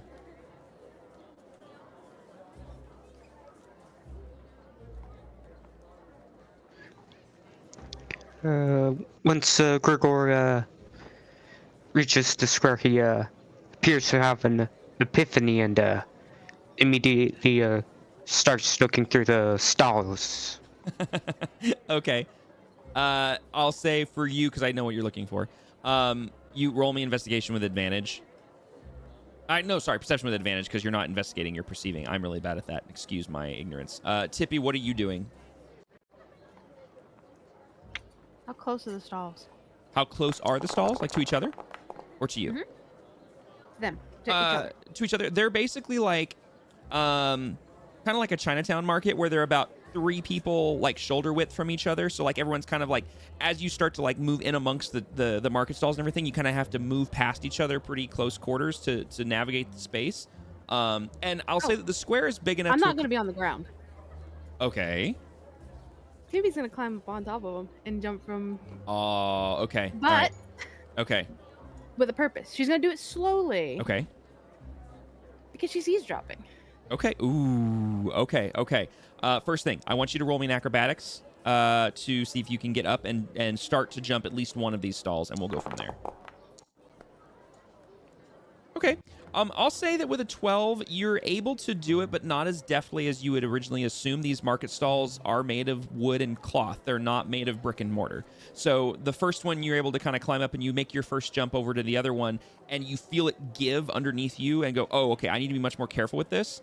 And you realize that you have to take your time, and so you're going to have to be much slower with your movements than you had originally anticipated. But I will say you're able to do it. For the next thing here, I want you to roll me a perception check. Let me check something here. Let's see. So I think it would be perception because I want to try to hear conversations. Correct. I just was checking something here real fast. I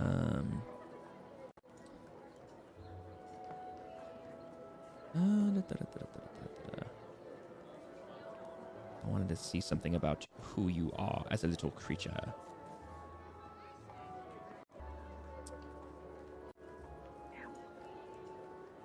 Okay, yep, just a straight perception.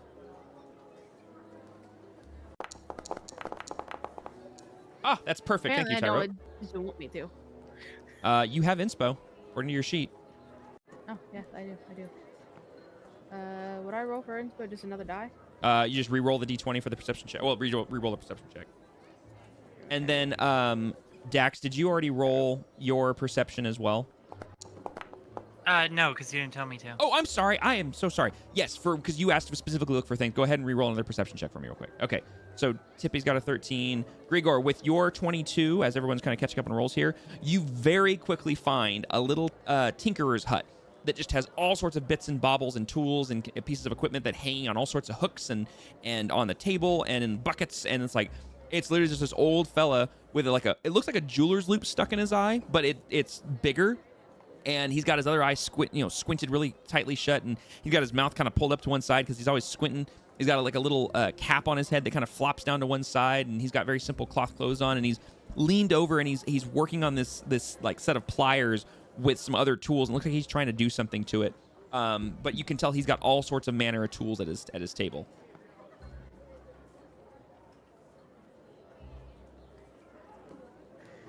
Grigor waits for him to finish. He seems to kind of be going to town, like he's standing right there. He doesn't quite notice you yet.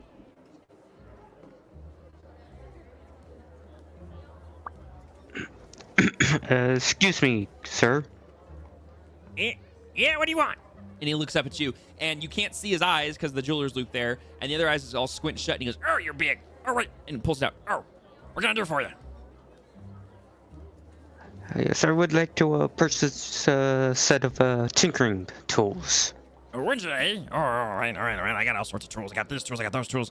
You want Tinker's tools? Okay. And he turns around, and as he turns, you can see he's a little gnome, and he hops down off of his chair, and so now he's like his head is barely the height of the table, and he goes kind of back to underneath another table that's behind him, and he starts scrounging through a whole bunch of barrels and boxes, and you see him kind of toss some stuff out and comes out, and he pulls out a leather pouch that's kind of rectangular that folds shut, and he opens it. Here we go. And turns around and hops back up on his chair and leans over and says, all right, that will be, oh, shoot, I probably should have pulled this up. I'm so bad at documentation. Already reusing NPC voices. No, he's a little different. He's a little more gruff than Spitwick. Spitwick's more like this. He's kind of a little high-pitched. This guy's more like this. But yes, NPC voices are going to get repeated. It's going to happen. I am a man of limitations when it comes to voices. Where the heck is this document? How do you do private messages again? /W space and then the player name, not the character name. So for me, it would be Game Master. For Jesse, it'd be Jesse and stuff like that. You can do the player character as well, or the character as well, as long as it's the one in the player list in the bottom left. Also, careful, don't do just GM because Ty has a GM file. Well, he's not logged into see that now. Yeah, that's my other account. Yes. Don't worry that's about for it. when he helps Don't read those. Yeah. Where the heck is this document? What the heck? Oh, there it is. Tinkerer's tools. Okay. He looks and he says, that will be, let's see. It's gonna be 35 gold.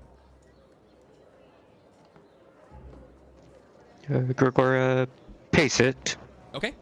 And he hands it over. And so you now have a set of Tinker's tools in a little black leather pouch. Or like pouch. It's kind of like a little like wrap.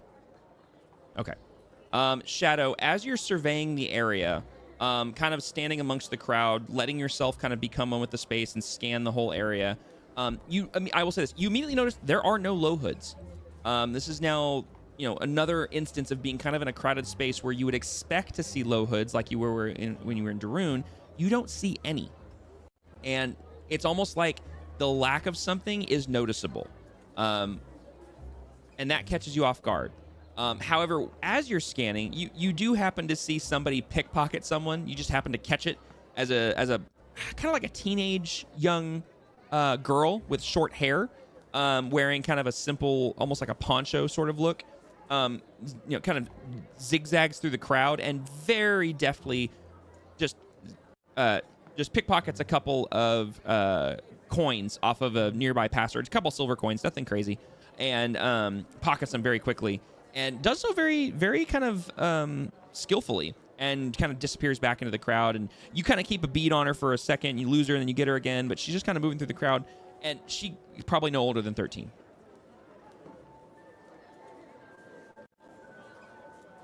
Okay. Yep.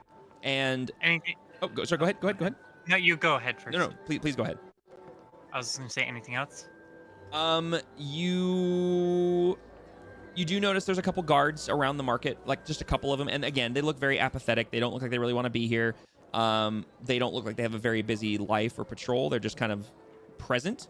But you do see a few of them kind of scattered around the edge of the marketplace. None of them really in the marketplace, but on the edge of it. Okay. And sorry. I'm really bad at reading the pauses. Dax is going to, upon seeing the girl do the pickpocketing, she's gonna let out, or not let out, but she's gonna give a slight smile. Mm-hmm. And she's going to try and follow the girl, because people in her mind, people that have those kind of skills or act in that kind of manner usually end up knowing something or knowing someone that you either want to find out or someone you want to talk to. Okay. All right. So you try to follow her? Yes. Okay. Let's do that. Roll me a survival check, because that technically would include tracking.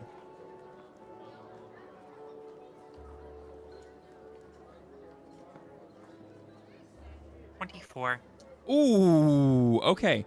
You are able to keep a bead on this young girl, and every time you lose her, you pick her right back up again, and you're able to just and she just kind of keeps moving in and out of the crowd. So it's not like she's doing something and then leaving. She's actually sticking around the area and doing a pretty good job of remaining relatively undetected.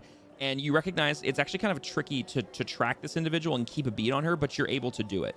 While this is happening, Tippy, from your perch, moving across to the tops of these things, you actually see Dax, because she stands out from the crowd with her fiery red hair, and you see her kind of moving through the crowd and see her following somebody, but then you lose that somebody occasionally, and you see Dax kind of moving around.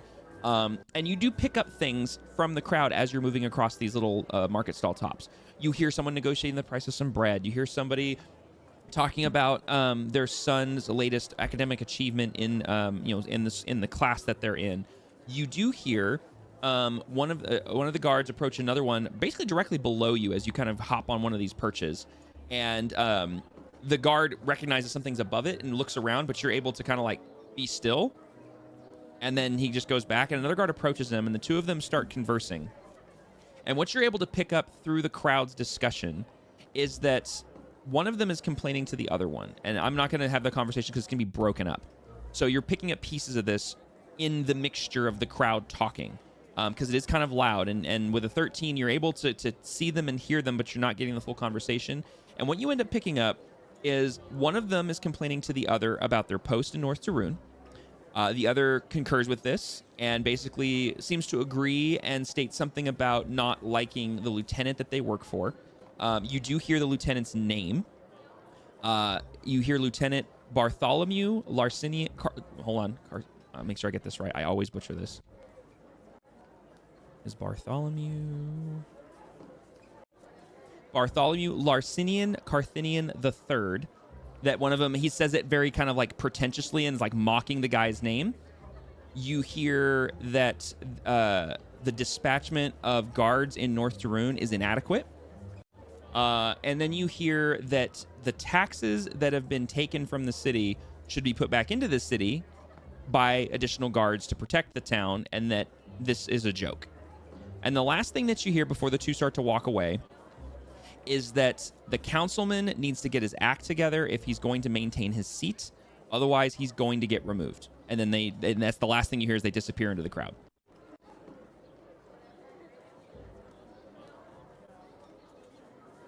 Can you type out that name? Yeah, I'll type it into the game chat so that you all can grab it. Because I specifically made it long and hard to... Here, I'm just going to copy paste this. Phrasing. There you go. That is a name. That is a name. Yep. So that's definitely a name. Yep. Neon, you took after my naming convention for my GTA character once. Oh, did I? Jacqueline had the longest name No. ever. No. Was it Jesse? Yeah, Jesse made a character on OS that had a Russian last name that I could never pronounce, and it was so long and obtuse. I had a lot of fun listening to people try to pronounce it and then never correct them. I gave up. Actually, man. wait, no, it's better. I would correct them and they still wouldn't be able to say it, and then they just give up. Yeah. And as you're kind of glancing at them, you watch them disappear into the crowd, and as they disappear, your eyes catch Daxori, and then you lose Daxori in the crowd. And I was gonna pick up with Dax, but I think Shadow went BRB, so I'll come back to that in a second. Okay. They didn't say the council member's name, did they? No, they just said the councilman needs to get his act together, or he's gonna wind up being replaced.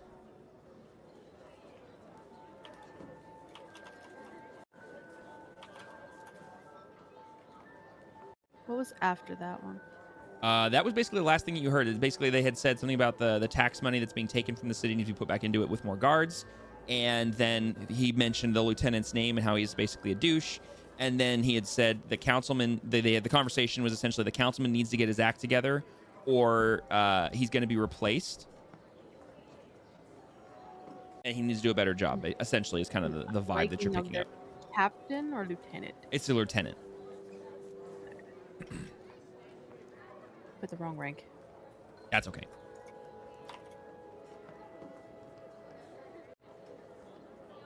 Gibby's gonna stay on eavesdropping, just hopping Mm-hmm. around. The best character for espionage. Okay. Sorry, I'm also taking some notes so I don't forget some things. Super squirrely agent.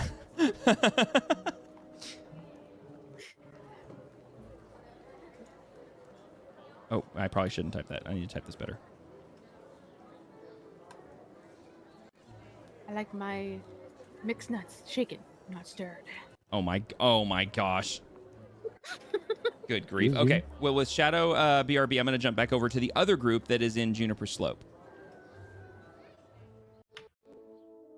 So as you guys are in the home, let's see. Hellray, you are investigating the room, and I believe that you sent a.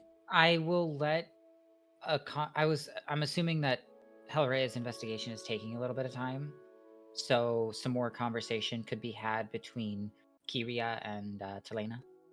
Okay. Yeah, I was just making sure that you were there. So did you?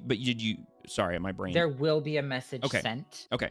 I will be sending it, and once I send it, Ty already has the. Beautiful. Okay. Telena already has the message. So then in the sitting room area, Hellraya and Telena have been conversing. The last kind of You mean- question.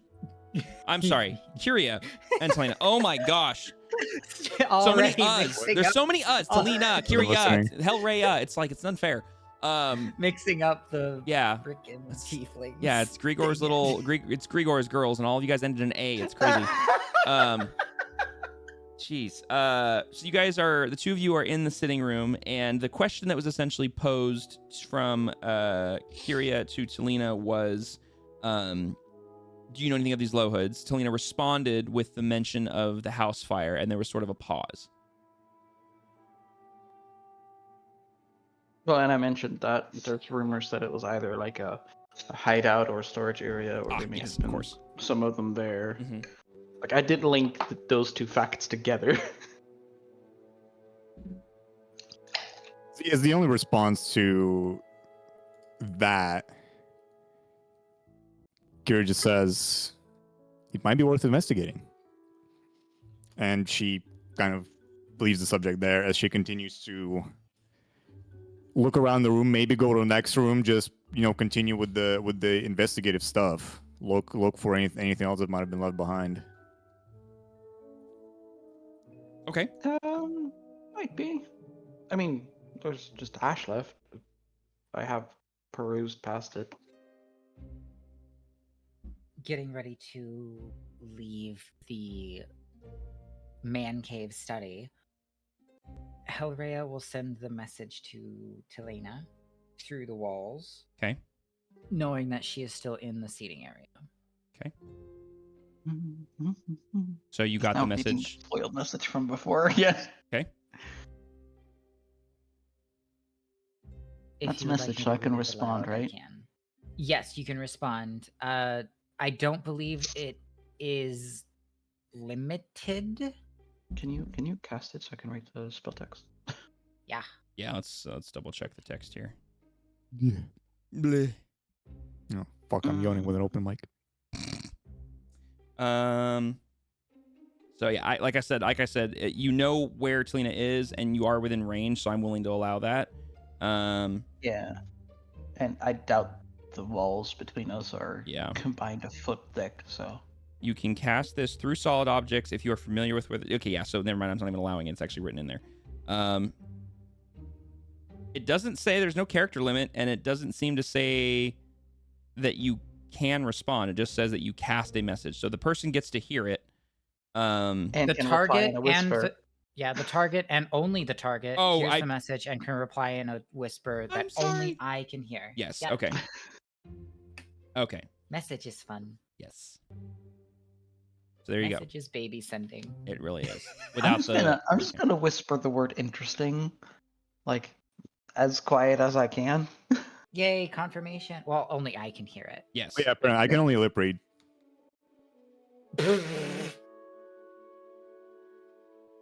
With that, Would you be able to Hellray is lip going to read if make I was face first into the dog? Hellray is going to make her way out of the study checking for anybody who might have been in the hallway, Kiria, before trying to leave the door ajar as it was. Yeah. Okay, so Kyria, you had said that you were continuing to investigate the space. Yeah, like I found the piece of leather Mm-hmm. in the room where we were, and then if there was nothing else there, or Mhm. if, well, once I basically covered this room, I would move on to the next. Yeah. So basically, the room that you're in is the kind of the sitting room with some plush sofas and chairs, as well as a coffee table and a large fireplace. It then kind of dumps into the main entry hall that you entered in, that everybody kind of came in through.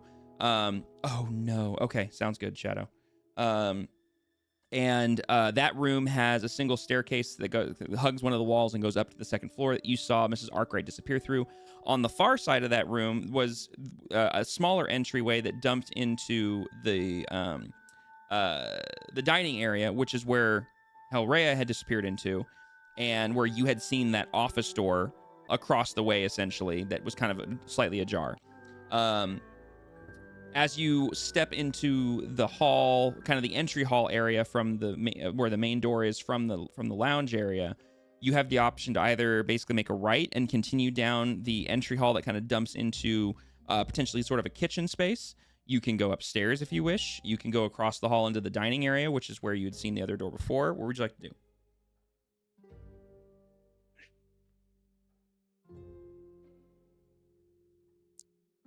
I do not remember, but I also don't believe that it was at all mentioned how the intruders might have entered the house. So I will be looking for that. Okay, it was not mentioned, and no one was really quite sure, but you're welcome to try to investigate that. Oh, I think it was mentioned that no signs or something wasn't found on like the front door or something like that. Mm-hmm. But yeah, I'll try to find the point of entry. Okay, all right, sounds good. So in that case, what we're gonna do is we're just gonna have you roll an investigation check while you kind of look for that point of entry. So go ahead and roll me investigation for that specific purpose.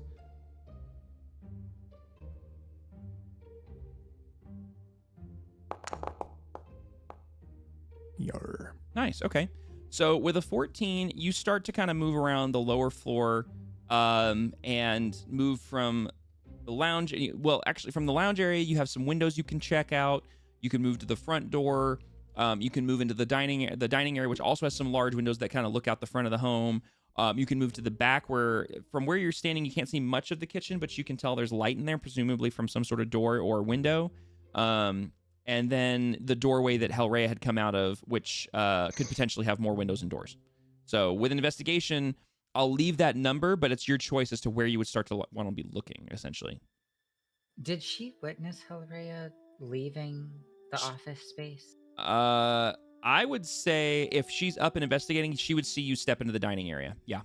Unless, of course, she's like, no, I'm going upstairs, in which case that'd be different. But if Kyria if you're planning to stay on the ground floor and investigate, then there's a very, very, like I would say, yeah, you'd see Hellrhea exit the office space. The ground floor, I think I'll start with the kitchen. The kitchen? Okay. So basically, as you step out into the entry hall areas at the same time that Hellrhea kind of exits, almost kind of in front of you in the distance, at the far end of the dining room, exits one of the doors, and you would easily see this. Whether or not you linger or anything is up to you, but you would see this, and then you'd be making a right to go towards the kitchen. The only kind of sign of anything towards Hellrhea would be just kind of a soft smile and a nod as Kyria continues about her business. And I'll say this, as you walk towards the kitchen, you do pass a small room that is underneath the stairwell that you can easily tell is a washroom, which is not where Hellrhea had gone, despite saying she was looking for a washroom. Sausage. All right. She doesn't know where the washroom is. She's looking. Yeah, just let me go into a random room and do my business there. She's looking for one. She's looking. Tyrope, or excuse me, I keep doing that. Talina, you watch Kyria basically get up and kind of make eye contact with Hellrhea across the room, across the house, really, and then make a right and start walking away from the sitting area. And at the same time, you see Hellrhea exit the office on the far side, and she's now standing in the dining room. I pet Doggo while I send the sending to Tippery.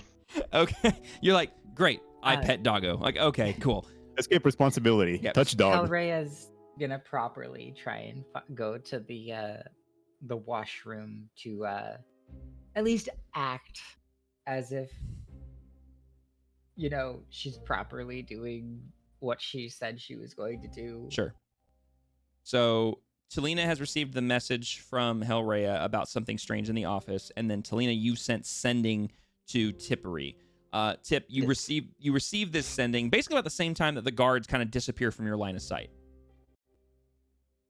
And for chat, the message I send is made contact with the missus. We're on for next week. Work anniversary celebration. Any news on your front?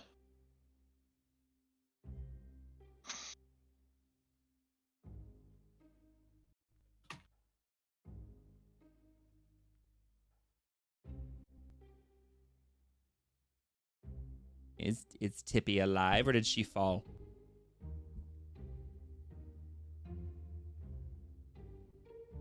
Fox is too busy counting words. Fox? Sorry. Oh, it's Yes. okay. Did Tippy I get the was- message? Yes, I was making sure I had the map. I'm sorry for It's my so true. typing noises. It's so true, Melon. Like the golden rule of D&D: don't split the party. Proceeds to split the party at every possible opportunity. At least we built for it. I gotta come up with some sort of spell that like physically binds you guys to be within line of sight of each other.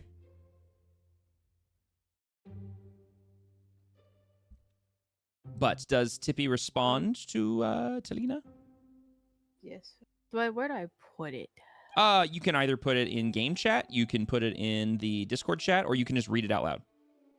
I'm just gonna do it in the Discord chat. Okay.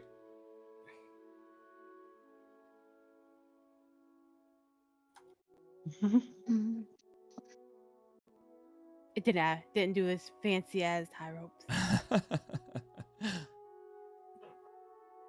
Yeah, so you can go ahead and read that out if you want so that everybody else can hear it.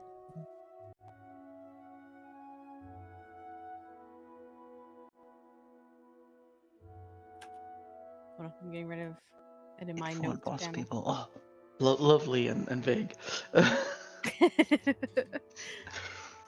Boss Yeah, of who?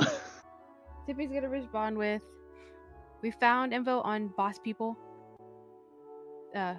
People here being overtaxed, ordered by council. Stop 2 collectors already." Thumbs up. Cool. Now that Talina has done those, does she continue to remain in the room, or does she do anything else? Yeah, somebody needs to let the others know when Lady the House comes back. So she or just cover for them. okay, just kind of hangs out. Okay, all right. Yeah. Okay, so in that case, excuse me. Kyria, you make it back to the kitchen, and it's sort of a simple swing door situation. And as you push it open, you end up in a very small, quaint little kitchen that is remarkably clean, very well put together. Seems to have all the the standard kind of accoutrement of there's a washing basin with looks to be some sort of in-house plumbing. There is an ice box that is on the side there that seems to have some sort of like it looks like a tall. It's not really a refrigerator. It's more of like a big closet, but it does appear to be something to keep items, maybe cooler of some sort of nature. There is numerous cupboards everywhere, and there's a large chopping block in the middle of the room. It's a very nice, well put together kitchen. There are 2 large windows on the back wall that overlook a garden, and they're simple windows. And then there's another door off to the right of the kitchen that appears to go into some sort of a sunroom. You know what a sunroom is? No. A sunroom is like a porch It's like that a greenhouse attached, right? Kind of. It's usually a room with a bunch of windows to let the sunlight in, so you feel like you're outside, but you're still inside. So typically sunrooms are on the edge of the house. Usually it's like all the walls are windows, and sometimes they'll have like nice chairs and stuff out there. Really, every house is different, really. But a sunroom is basically like kind of a indoor porch. Is basically the best way I can put it. Yeah.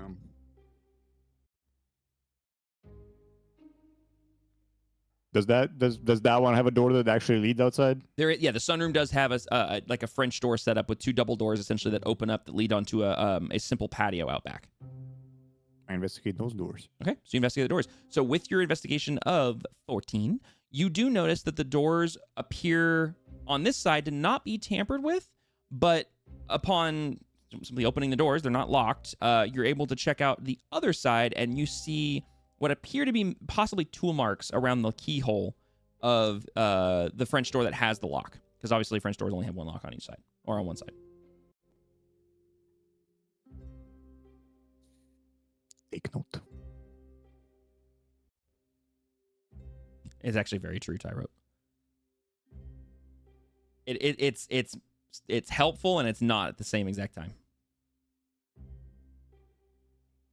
Okay, and Hellraya, you find the washing room beneath the stairwell and are able to brush up, powder your nose, whatever you got to do. And Tyro, I like how you realized she was going to properly freshen up of course. before returning. Of course.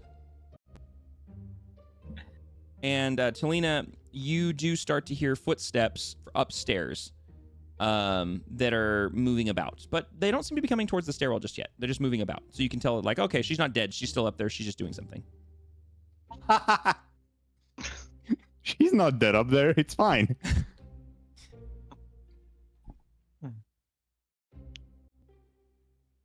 Okay, well, if she's not coming downstairs, then that's fine. Okay. You said there was like on one of the dressers, cupboards, whatever, was dust missing or something? Where there was something? No. Wait. Sorry. In the room you're currently in, or yes. Yes. I'm sorry. On the hut, there's a small hutch next to the door, like the entryway of the lounge space, and there's a singular circle there of like a dust circle, basically, where there used to be something of a circular nature, and Miss Arkwright told you that a vase had been stolen from there, and that was where you watched Kyria find a scrap of tinted, like stained leather that had gotten stuck in between the countertop and the leg.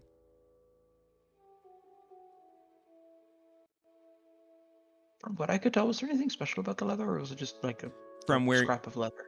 So I want you, actually, I'm not even make you roll for it because you encountered them. You notice that it's the exact same color leather that all the low hoods have been seen wearing, because every single one of them had an almost identical dark leather hood. And as soon as you saw the color, it was a 1-for-1 match. I'm not even make you roll for it because you've seen it so many times, even up close. Oh, and yeah, I was gonna say, so it's similar color to Scorch's scarf, but no, because that's the red fabric. Correct. Yes. Not the leather. No, this is the leather hood that would have been almost bad. That would have hidden the scarf. Yes. Yeah. So I've put 101 together at this point.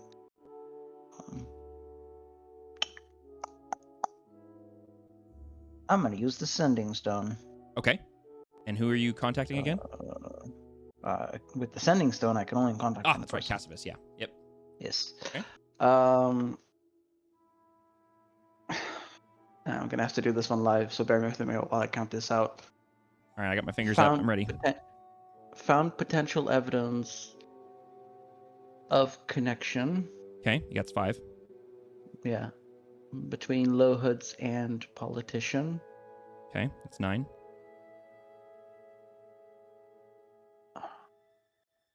Seems more like victim than collaborator.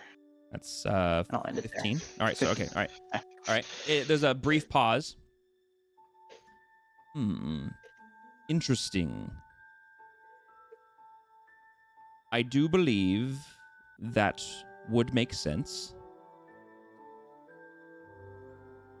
What sort of evidence did you find? He knows I can't respond back, right? Hang on, and then here. Return when you can. Okay, yeah.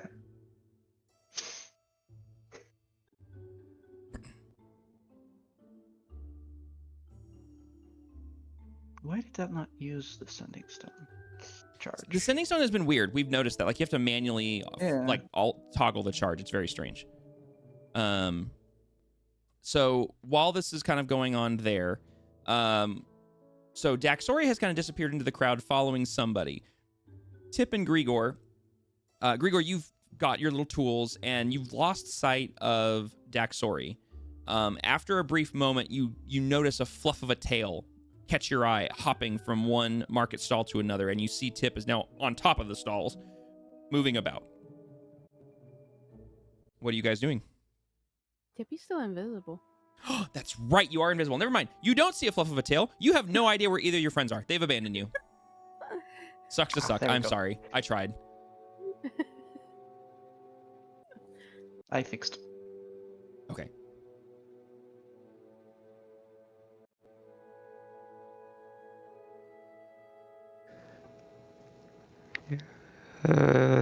Grigor just looks around, sighs slightly in disappointment, and starts heading back to the well. Oh, okay. Just starts heading back. Okay. I'll put you there. Okay. Poor Grigor. I know, right? Dax disappeared chasing down a lead, and Tippy just goes and disappears. Okay. So, Grigor, you start making your way back, and you got a pretty good lay of the land while you were walking this way, so you don't really struggle to make your way back. It's just a bit of a hike, but you know pretty much where you're going. Tip, you've lost sight of the two guards you were eavesdropping on, and have heard some other conversations and such, but you did lose sight of Daxori, and as you glance around, you notice Grigor is no longer seen either.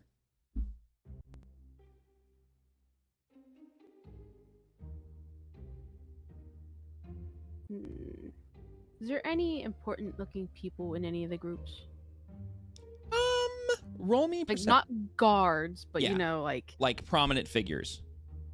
Yeah. Roll me perception.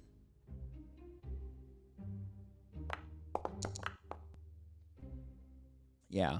You get a pretty good lay of the land from where you're at. You end up on one of the taller stalls, and you're able to get a pretty good, I was going to say bird's eye view, but squirrel's eye view of the surrounding marketplace. And everyone here pretty much is a commoner. Like, there's nobody here that really seems to be any sort of prominence or sort of nobility or notoriety or anything that kind of stands out. Everybody kind of looks generally the same outside of the few guards you see. Like, I mean, obviously you mentioned that, but they kind of stand out a bit. But nobody like is dressed more really flashy than anybody else. You don't really see anything that kind of pops out at you. It seems pretty common around here.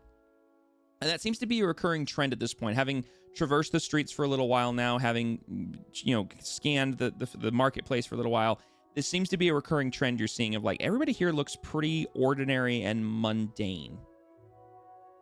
And pretty, of modest means. Nobody here really seems to be of any sort of wealthy means. Nobody seems miserable per se, at least on the surface. But it's pretty clear that nobody here is relatively wealthy either.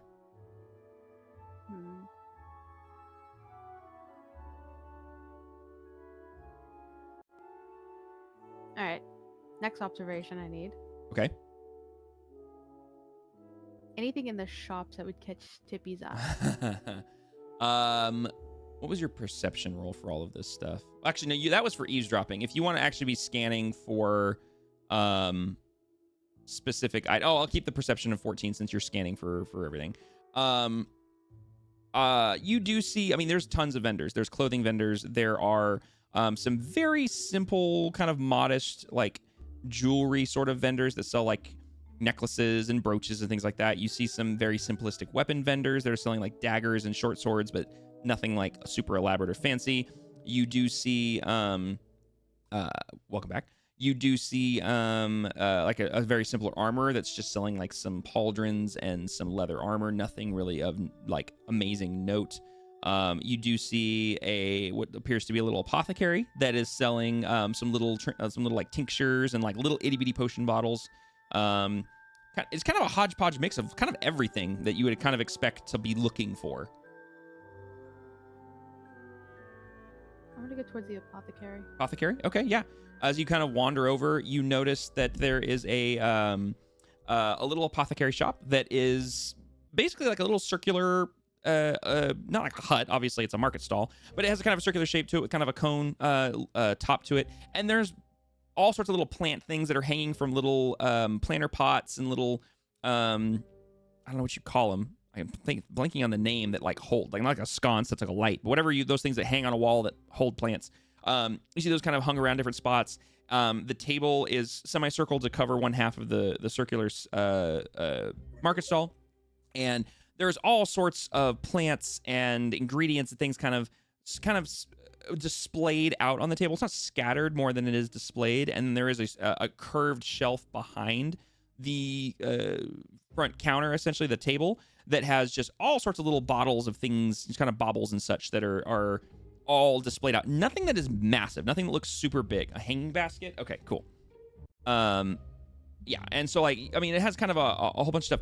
And then you see behind it, behind the table there is kind of taking inventory of a few things and kind of moving some of the bottles around is actually as they turn, you notice it's actually a bullywug, wearing kind of like a little robe with a hood hanging off the back, and has a little amulet hung around its neck, and doesn't have glasses or anything like that, but does have a monocle that they've put on one of their eyes as they're looking over the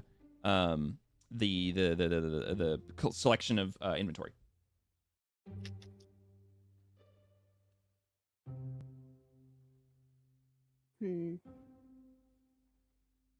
He's very tempted.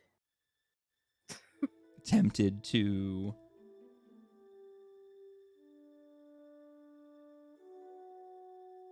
The next time the apothecary has a customer to distract them, Oh, okay. Tippy's gonna swing her back around, open it, and just try to slyly push things into it that would fit.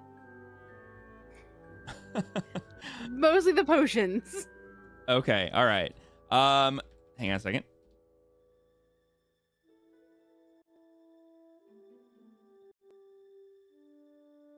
Okay, so you have to wait for a little bit before another customer comes up, and you hear the customer asking, it's a older woman. Excuse me, do you have anything to cure a sore throat? My husband is ill and requires something. And the says, "Oh, yes, of course. One second. Let me look through my inventory real quick." and turns its back and hops up onto the bottom level of this sort of hutch thing and starts going through some of the shelves and is like checking things. As that happens, go ahead and I hate you, Melon. Go ahead and roll me a sleight of hand check, please.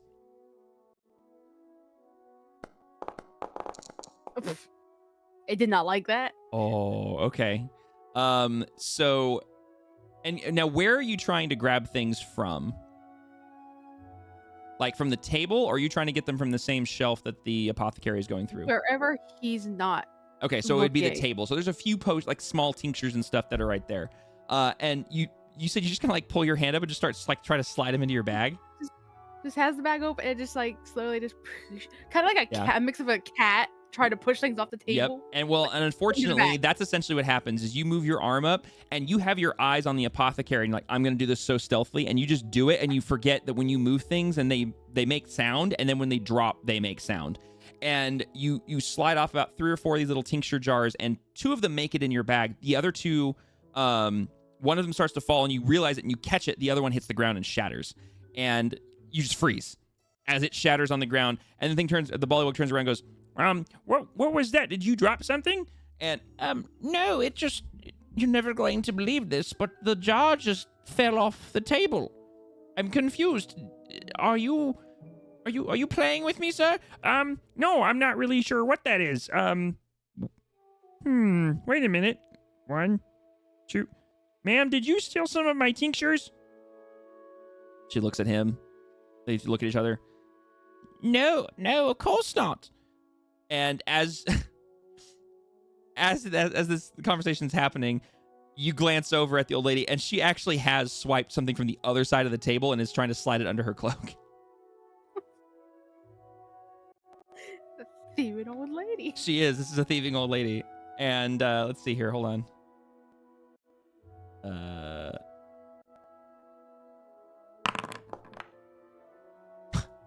And as she does it, the bullywug looks over and says, excuse me, ma'am. You need to pay for that. and he's pointing right to it. Now he's looking away from you at this point. So like he's standing behind the table. He's looking to his right towards where the lady's standing, which is on your left. So he's not looking at your invisible self. You're not in his line of sight.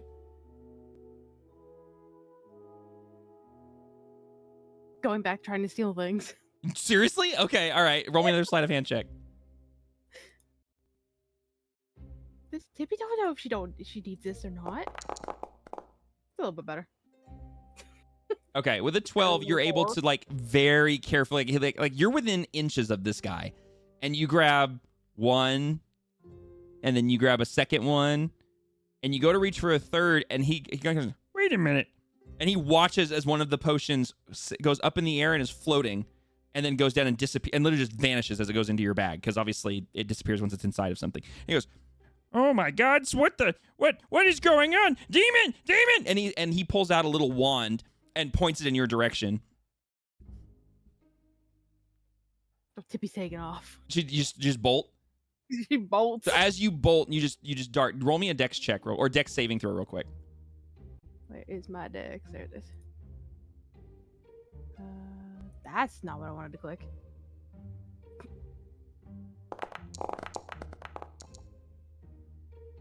Beautiful. As you bolt away, a magic blast erupts from the wand and hits the spot where you were, and just like you just see sparks and smoke kind of dissipate for a second as you dart away. And of course he doesn't see you, so he just sits there and shoots once, and then basically just holds there. And then as he glances over, the old lady has disappeared as well, and he's now standing there, and he's been utterly robbed by an invisible squirrel and an old lady.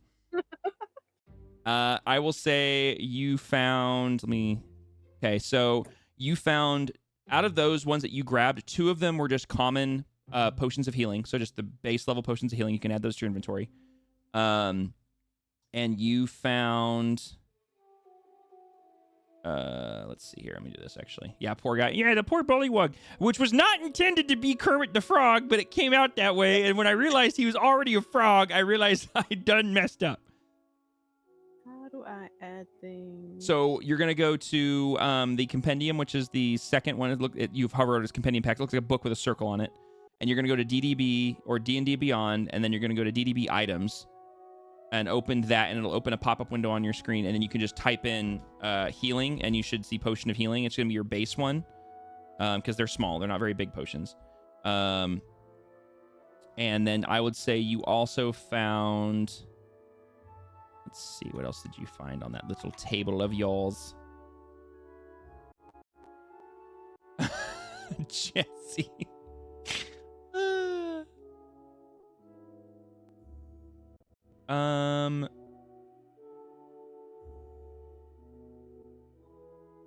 Let's see here. What did you find? It's the potion that looks like a little test tube. Yes, not a big yeah. It's just the right? potion of Okay. healing. Yeah, it's your basic one, yeah. You also found one. Actually, I'll just drag them because I have this right here. I'm going to open your sheet and drag it. So you can do the potions of healing, but I'm going to drag the other ones into your sheet real quick. Hold on. I got 2 healings, right? Yeah, you got 2 of those because they were the ones that were right on the front. And you got a total of 4 potions before he caught you.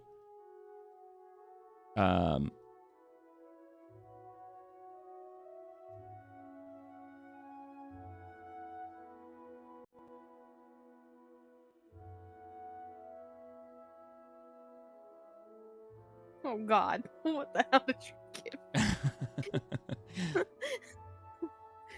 me? I'm being semi-random with this. Should have had a table of maybe roll a D100.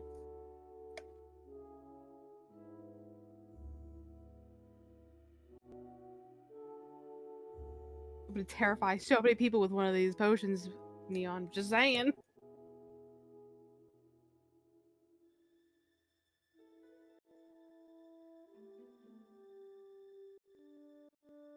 Okay, that's what you found. Nice. If I got 5 potions? No, 4. I Oh, got 2 wait. Derpy derp. I forgot you got 2. Ignore that one. Doopy doop doop. You're good. There you go. 4 potions. Sorry, I can count. I promise. all safely tucked in her bag of holding. Yep. That Leon totally forgot I had. No, I didn't. I knew you had one. Uh-huh. I never forgot. I knew you had one. Oh, Tyra did. Yeah, Ty did. I didn't. What did I forget? That she had a little bitty bag of holding. Oh, yeah. Yep. It's a real backpack for a squirrel. A child's backpack, technically. Oh my gosh, that image is adorable. I love that image. Okay. So, with that, you've gotten some items. Grigor has disappeared and Dax has disappeared until Shadow returns. What do you do now?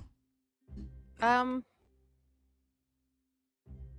doing this wipey thing, did I happen to see which way Granny went? No, you ran the other direction to get away, and the bullywug looked over and noticed that both of you, like that the invisible potions just vanished, and then the old lady was suddenly gone. All right.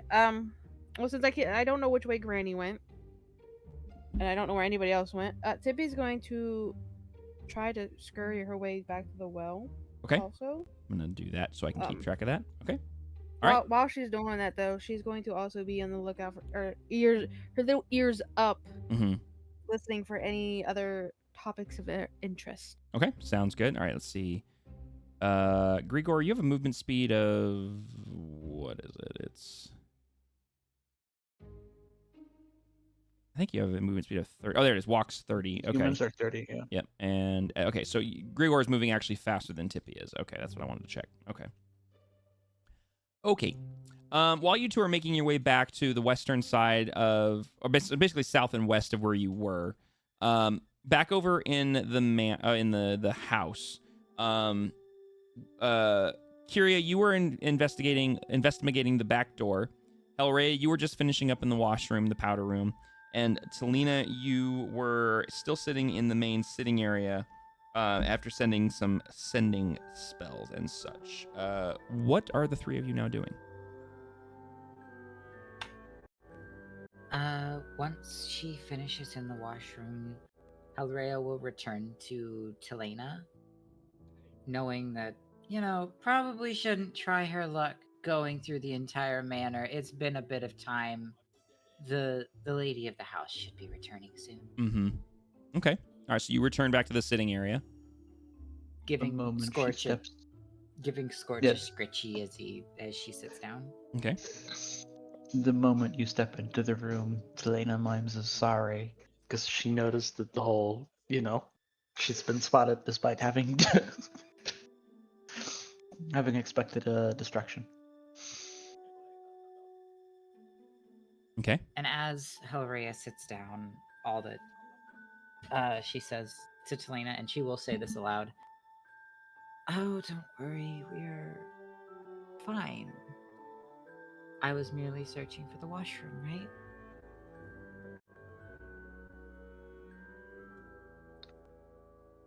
Right. Can't wait to get out of here. And as you say that, you hear the footsteps again from above you, and they're making their way in the direction of where you know the staircase is.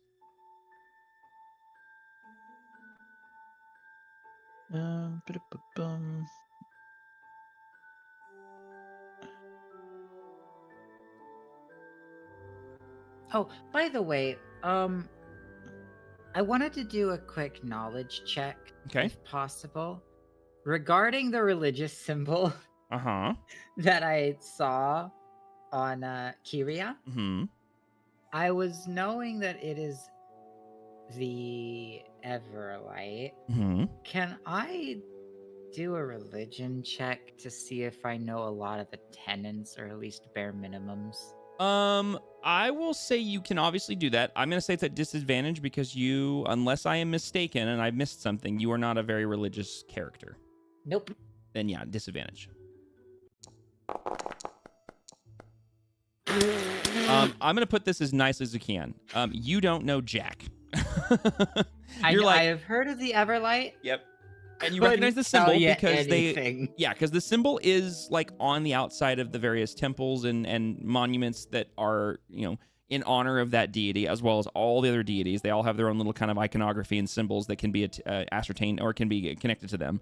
But beyond that, you don't know the tenets, you don't know the alignment, you don't necessarily know anything about this I'm deity other than pretty that. sure the alignment could be discerned, but I mean, you know, it's not one of the everything betrayer else- gods, but Yeah. that's basically it. You don't know if I'm like a spy, murderer, assassin trying to do things. You know.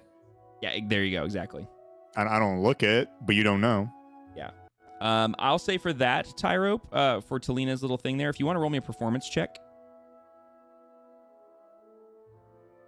Oh, hey, that's charisma based. Yes, it is charisma I think based. I'll be fine. There you we go. That's better. Okay, so Kyria, you are in the back kind of investigating that door, and you hear a very distinct whistle that catches your attention, and as soon as you hear it, it perks you up, and you hear footsteps back inside, kind of behind you, coming from upstairs. You kind of hear the wood creaking.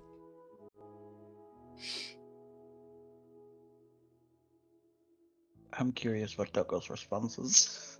Doggo's ears perk up immediately. It looks at you like play, but doesn't get up. Big old derpy head tilt. I mean, I do one last look around, this time outside, to see if there happen to be any tracks or other visible things that lead away from a house in a specific direction. Go ahead and roll a perception check for that one.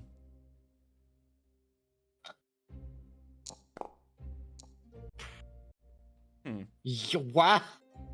Wait, what? You rolled a that checks 5 and you have a oh my lord. I have high perception. Yeah, clearly. Okay, so as you Okay then. as you survey the garden area, you notice on the back side where the fence finishes out the yard, there is some deep impressions in the dirt, kind of in the flower bed, up against the fence. Gate. It's like a big stone and then wrought iron gate, or not gate. I guess it's a fence. Sorry. And you can see where it appears someone may. Oop, that was a strange bird.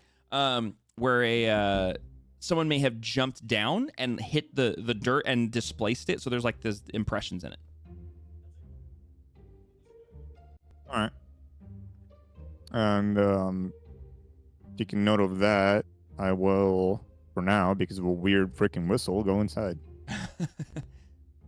And as you return back inside and start making your way back kind of towards the front of the house, you notice that the footsteps are coming down the stairs as you're walking by the staircase, and you're kind of walking parallel to Mrs. Arkwright as she's coming down the stairs with a couple of she kind of has a very simple little folder in her hands with some parchment that you can see inside of it. And she goes, "Oh, hello. Were you needing something from the kitchen, my dear?" No, I believe the kitchen is where the intruders might have made their way in. I saw some tracks outside as well. Oh, her eyebrows raised. Oh, would you mind showing me, please? Yes, of course. Yes. And then Miss Kenruro, here, and she kind of holds out a folder towards the sitting area, kind of in your direction, Talina, and you can clearly see there's a bunch of parchment inside of it. Excellent. I'll take it and then make my way to the front door. If you must leave, absolutely. Otherwise, no rush. Miss Kira here was going to show me something. It's up to you if you wish to stay. I have more tea, obviously. It's completely up to you. Hellraya is going to turn to Talina and basically give a gentle smile and then pat the I'm guessing the sofa that she is sitting on, and just be like, just to kind of say, wait this out just a little longer. Oh, sure. One more won't hurt. She, Mrs. Arkwright smiles brightly. Oh, good. Give me a few minutes. Please help yourselves to whatever you need. Yes, please. And she kind of ushers Kyria to kind of show her what she found.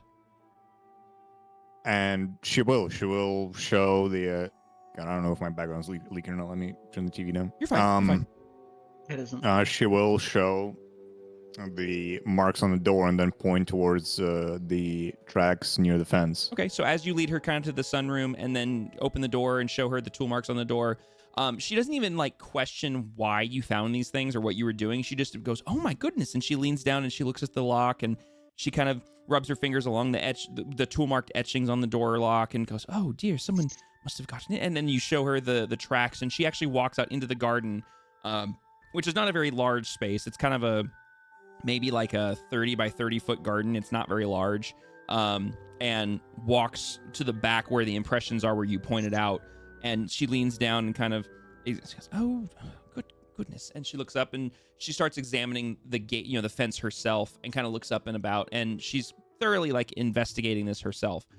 I want to do insight on this woman as to like gauging her reaction, her investigation of. Ooh, okay. Is she surprised by this? Is she actually distraught by what I'm showing and the ways of intruders got in, or does she like not care? Does she already know and she's just trying to like appease my I've shown her what happened and then now the investigator can leave? Go ahead and roll me insight.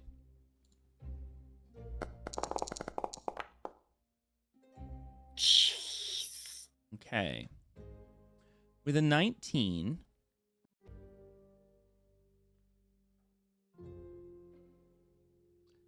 you notice that while she does appear genuine to some of it, like the specific details, there's a hint of maybe she's not as surprised as you were originally expecting. That maybe she happens to know a little bit more than she's letting on. But she does seem kind of genuinely concerned about the concept of someone being in her home. Anytime it kind of gets brought up, you kind of notice that level of uncomfortableness around her, kind of like she gets a little more tense or whatever. But around the specifics and the details of like how they got in or what was taken or anything like that, obviously she kind of knows some of it already because she's the one who told you. But some of these things that you're telling her, there's just something kind of off about her reaction. It's not 100% like surprise and outrage at someone breaking into her home.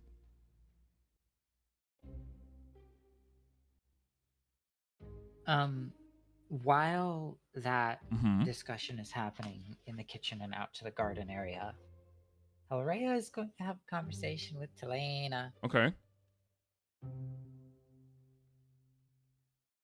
Do you think the white-haired one is trustworthy?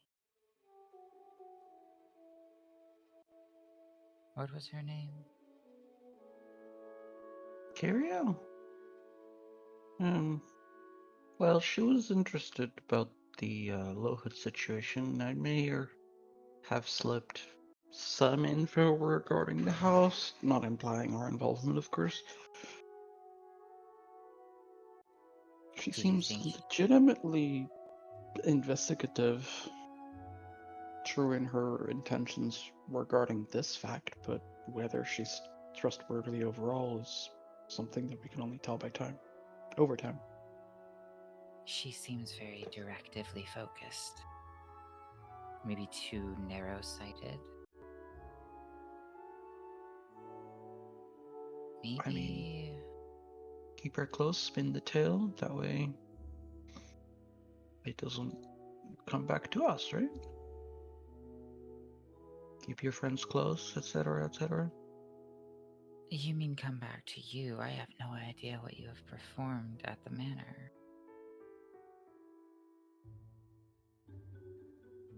With a slight sly grin.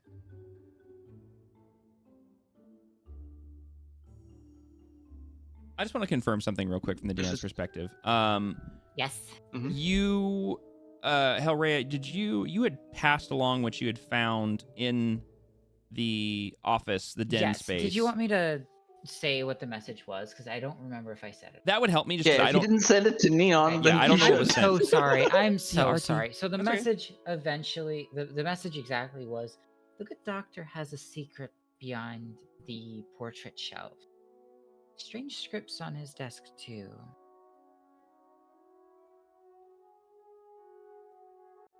Awesome.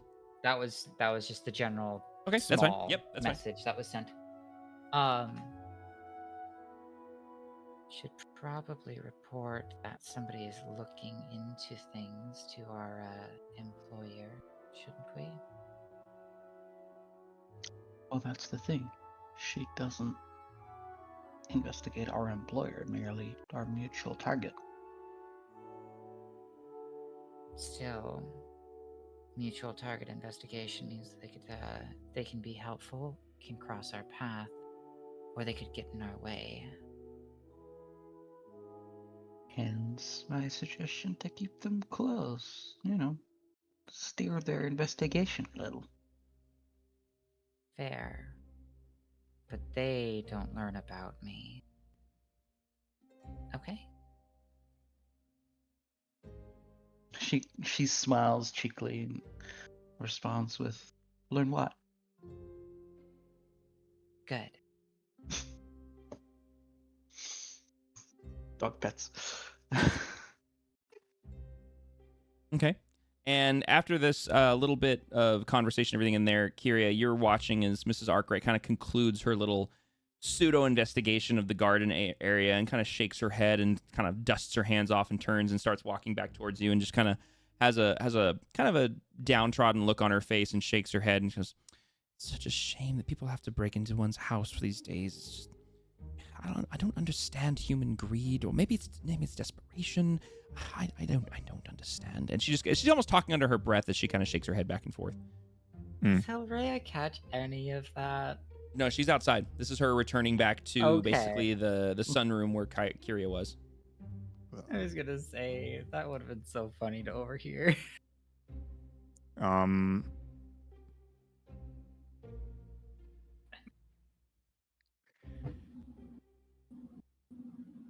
Considering what we've talked about, that's me, like, in character. Yep, you're good. The fact that low hoods don't normally rob people such as yourself, and the fact that they don't really up around here, would you...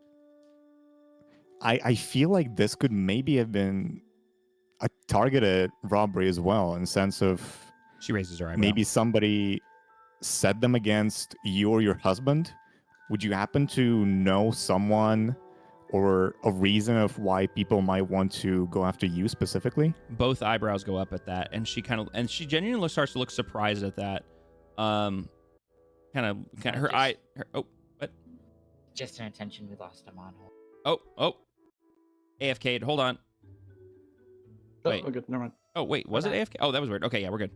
Was it an AFK timer again? Probably. She kind of does that thing where her eyes are kind of darting around as she's thinking. But she's not looking at you. She's kind of doing that thing where she's kind of looking almost kind of down at the floor as she's kind of thinking and like doing that thing where people are trying to like almost visibly sort through thoughts. Anyone that would target us. I mean, well, my husband is a sitting city council member, so there is that. Obviously, I'm his wife. We do have some modicum of wealth as comparatively to our neighbors here in North Duruun. But,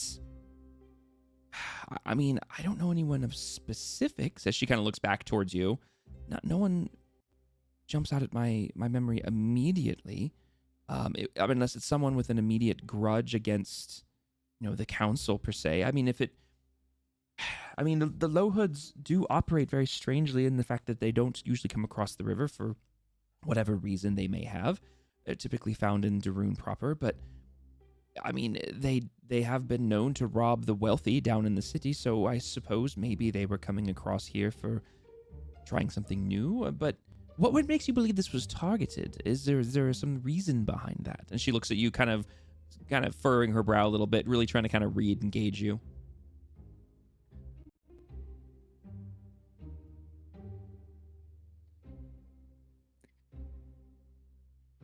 The fact that no other council member has been robbed now or ever that I really know of. I mean, that is true. I haven't heard of any other council members who have been robbed as of late. We would have been the only one. Well, the only thing that I can think of is my husband has been set to vote on some very important pieces of legislation in the coming weeks, possibly months. It's possible this could be related to that. I don't know. He never really includes me in his work. It's sort of a family rule we have here at the house.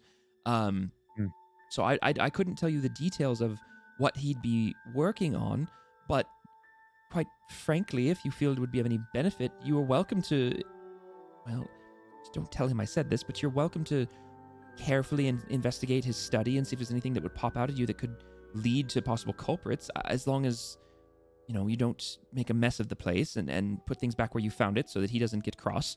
I would be all right with that if you would like to see if maybe there's some evidence or some clues there.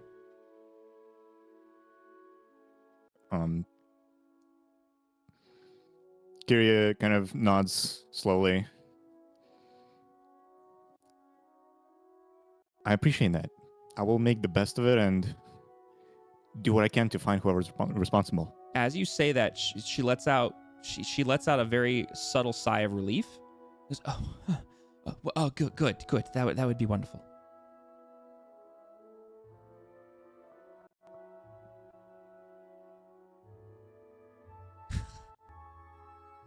Shall I go back inside then?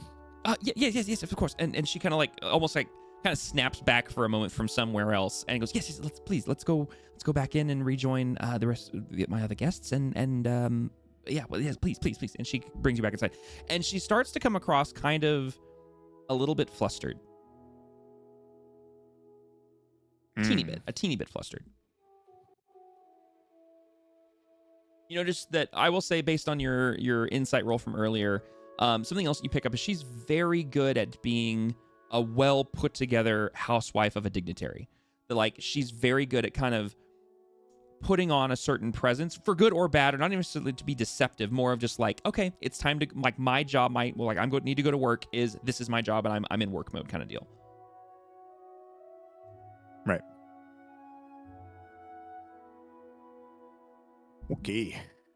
Okay, so you guys enter back into the house, and she kind of leads you through the sunroom, through the kitchen, down the hall, back to the front entryway where the sitting room is. And the other two of you that are sitting in the room kind of having this hushed conversation hear the footsteps start to come back towards you. Well, before we entered, I would have asked to lead me to the study instead, since she offered that I go investigate it. Okay, so you guys would still hear the footsteps kind of approaching, but then when they get to the entryway, instead of turning into the lounge, you actually see the two of them turn into the dining area. And Kyria, you follow as Mrs. Arkwright leads you through the dining room, and then off to the side of that dining room where there's a single door that is still left partially ajar, the door you noticed earlier, and she just pushes it open and she goes, "This is my husband's study. As you can see, everything is put in its place and everything is where it belongs. I'm all right with you searching as needed, as long as please don't break anything. Please make sure that whatever you move, you put back. But hopefully you'll find something of significance.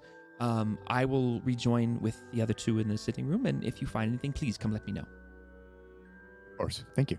Of course. And she turns and briskly walks across the dining room hall, and you guys, the other two, watch as she steps through the dining room into the hall and then back into the lounge and goes, "Where? Yes, any more tea?"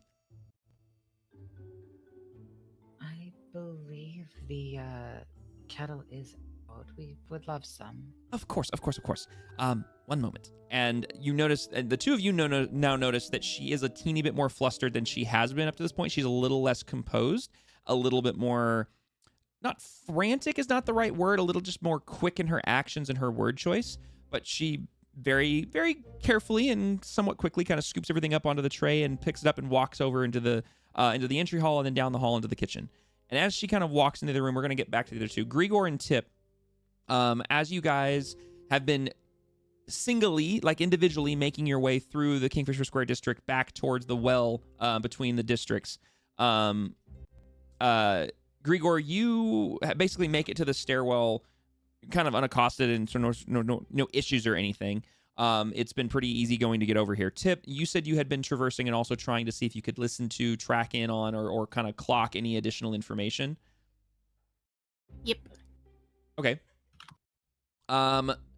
Roll me one more perception check for that as you're moving, and I'll say it's just gonna be a straight roll. Due to the fact I was gonna say with an advantage because you've been tuning into stuff, but because you're moving and you're also trying to get someplace, I'll say that it's just a straight roll. Our dice hate me tonight. Bless you. Yeah, you don't really hear a whole lot of anything of note. You hear some murmurings from people, and you hear kind of an occasional shout or a yell or a dog barking or a bell in the distance or whatever, but nothing that's immediately jumps out at you as anything sort of important or catches your ear like the guard's conversation did.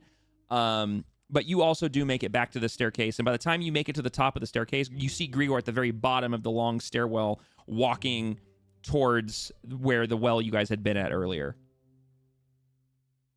Just gonna follow him down. Well. Ooh, that's a good idea. Tie her up. I like that. But yeah, I mean, essentially, if you guys would like to just continue on to the well, you can, unless you guys would like to do something else. Grigor and Tip.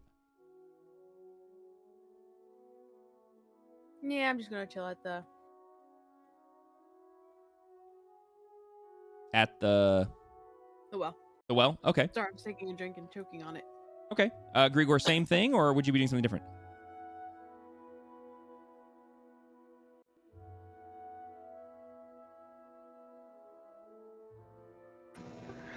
Grigor would be looking out into the river. Okay. All right, so there you go. You guys are back at the well area. And actually, where you're at is actually what you can look out at the river, but next to you hear a water wheel that's turning, and you're actually standing near a mill. So you guys are just kind of lingering there. That's totally fine. Let's go ahead and do this real quick. Melon has to go BRB. I need to pee. So I'm gonna do a BRB screen real quick. I know we're getting close to time, but we'll do a quick break real fast. See if maybe we'll get lucky and see if Shadow will return during the little break. Remember to do your Duolingos. Yes, yeah, do your Duolingos. I'll do mine after session. Duolingo in years. Yeah, I'll do mine after session. That burb's going to kill me. You're gonna get offed by a green owl. All right, I'll be right back.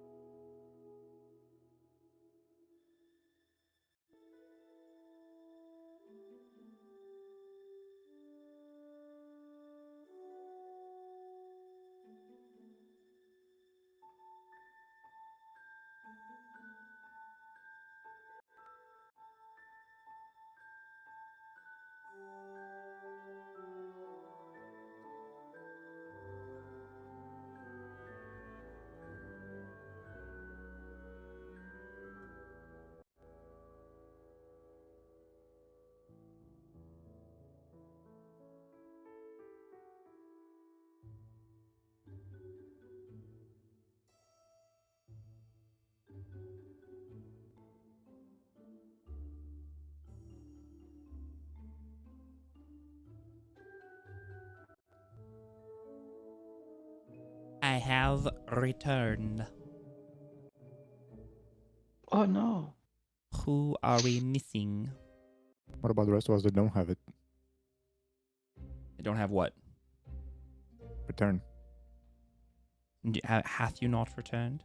Are you not here, good sir? I'm here. They don't have returned. Yes, It Melanie escaped. did. Yeah, I was hoping maybe Shadow would be back. See that? Is that the right overlay? Ah, it is the right overlay. Look at that. I did set it up correctly. Yeah, Shadow's still dealing with doggo issues. So Oh, wow. Okay, yeah, she has been gone for a bit now. yeah, doggo got sprayed by a skunk. So I've been kind of keeping an eye on that. But Oh no, not the deadly skunk. I know, right? We can still keep going with the group at the house for now. And then as soon as if Shadow gets back, we'll jump over to that. Otherwise, we'll figure out a plan. But okay, so as we jump back in, the group that's at the house, Mrs. Arkwright has just kind of scurried off to the kitchen, and you hear the clattering of china on the platter and everything that's getting moved and maneuvered around. Excuse me. And you've now basically, Kyria, you've been escorted into the study that Hellraya came from earlier. Hellraya and Selena, you guys are sitting on the sofa. What would you guys like to do? Hellraya did request the kettle get refilled for tea. Yep, that's where Mrs. Arkwright took. She's left the room with the tea pot and everything. She's refilling that.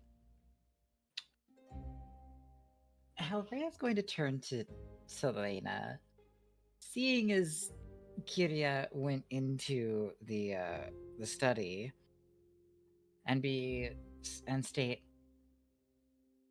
I really hope I didn't mess anything up in there too bad. It wasn't exactly the cleanest of entries with that door.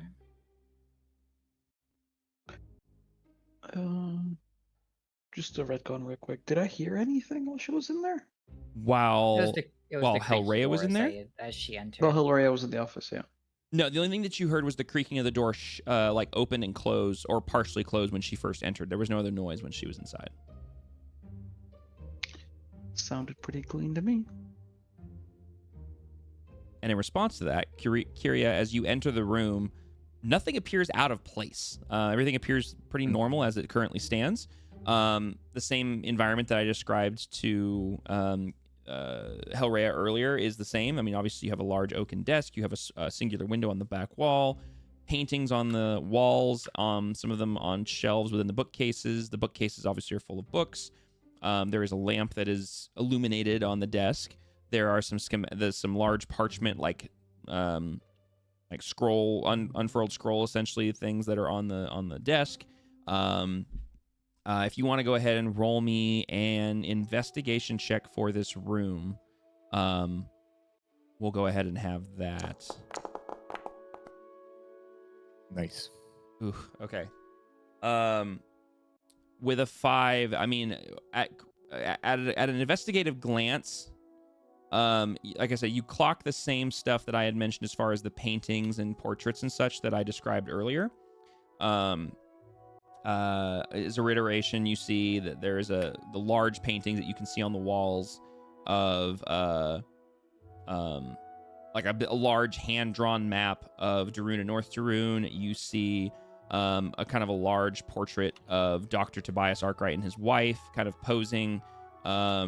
You see some smaller paintings and portraits and such that are on a shelf within the bookcase. And you, like I said, you see what's on the desk. With a 5, you don't see much more than that. Even at an investigative glance, kind of scanning the room, you realize if you're going to want to do any digging, you probably have to get up close and personal with some stuff, and try to see what evidence may or may not be within here, within this room.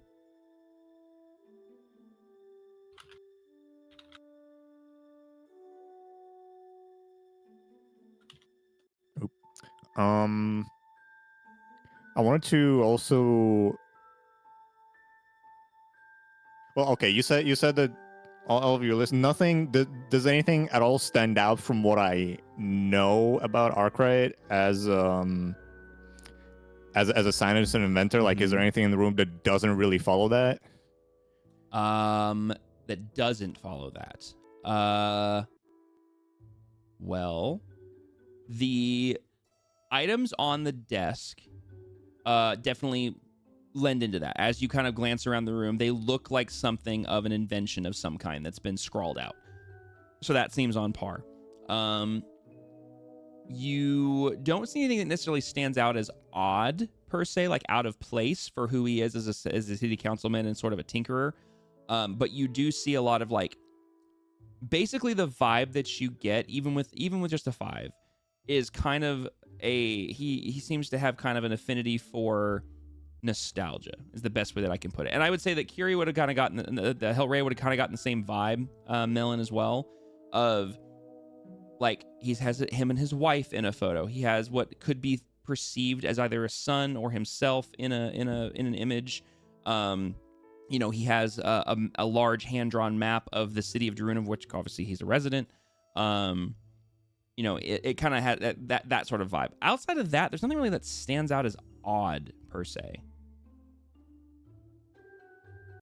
as far as like out of the ordinary. I should say. I will say you do notice the same sort of like indentations in the carpet over near the bookcase that Hellray saw.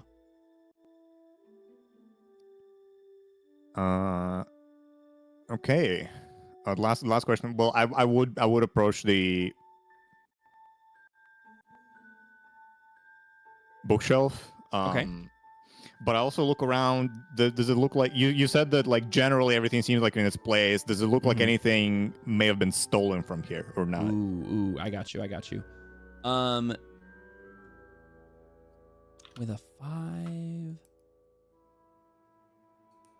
you're not really sure with a 5, having never been in here before and not seeing this place before. You're not 100% certain if anything's missing. There obviously, like as you look around, there are bookshelves that are not full. You know, there's papers on his desk that have been, you know, could have been moved possibly. You're not really sure. It's kind of unsure if there's anything that's missing from this particular room. Okay. What were the indentations next to the bookshelf like? So to describe these again, because this is the same thing that Hellray saw, is there's these soft indentations in the carpet that are a semicircle that start at the bookshelf and then move like a semicircle out away from it and then just kind of end. Oh.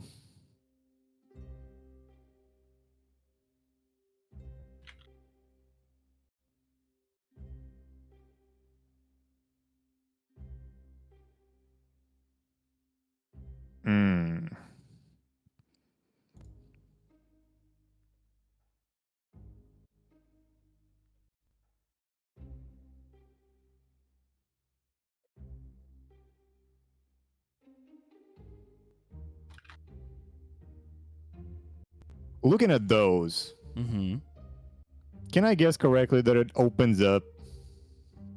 I mean, if that's what you think it is. That's what I think it is. Okay.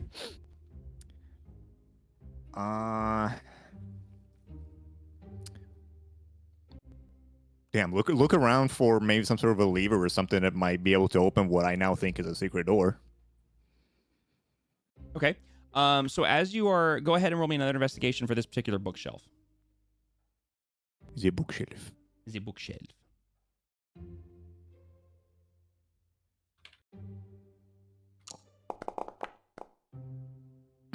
Cringe.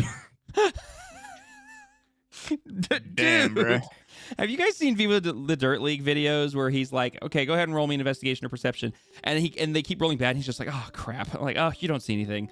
Like yeah. I went into the most important room in the building and now I can't see shit. And now you can't see anything. Yeah, I mean, with a 5, you don't really see anything that catches your attention. Nothing that immediately, you know, jumps out at you.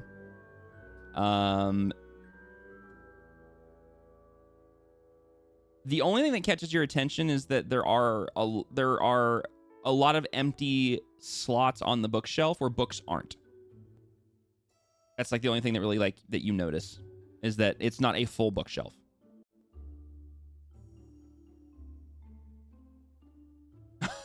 A shadow, yeah, pretty much, sadly.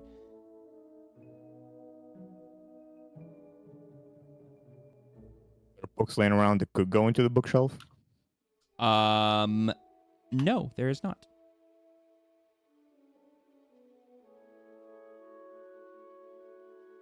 Okay, unless an idea pops into my head, I'm gonna do one last thing, which Okay. is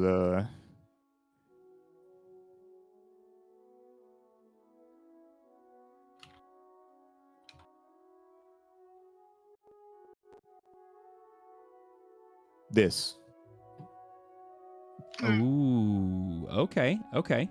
It's making me place a thing. So Oh, geez. 30-foot Yeah. radius. Yeah. Out of character. You can detect all the magic, all of it. For the record, you can untick the place template thingy before you cast. You can, yeah. There we go. I didn't know what that was. Yeah, you're good. I thought it meant the text for the spell. No, you're fine. Melon internally going, shoot! Because casted magic in room. Shoot. Yeah.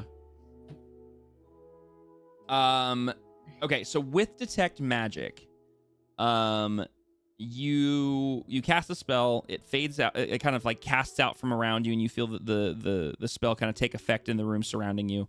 You notice that the lamp is illuminating, and you can tell that the light coming from the lamp is some sort of magical presence that allows the lamp to stay illuminated. Obviously, it's not an electric lamp, duh. You notice that nothing in the room is inherently magic beyond the lamp, but as you kind of scan around you with the 30-foot radius, you notice that there is...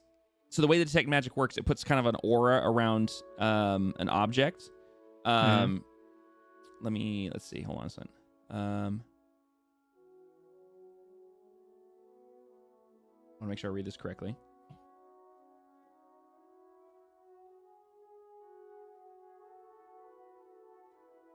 Okay. So you can't see it, but you can detect the presence of a magic element from behind the bookshelf.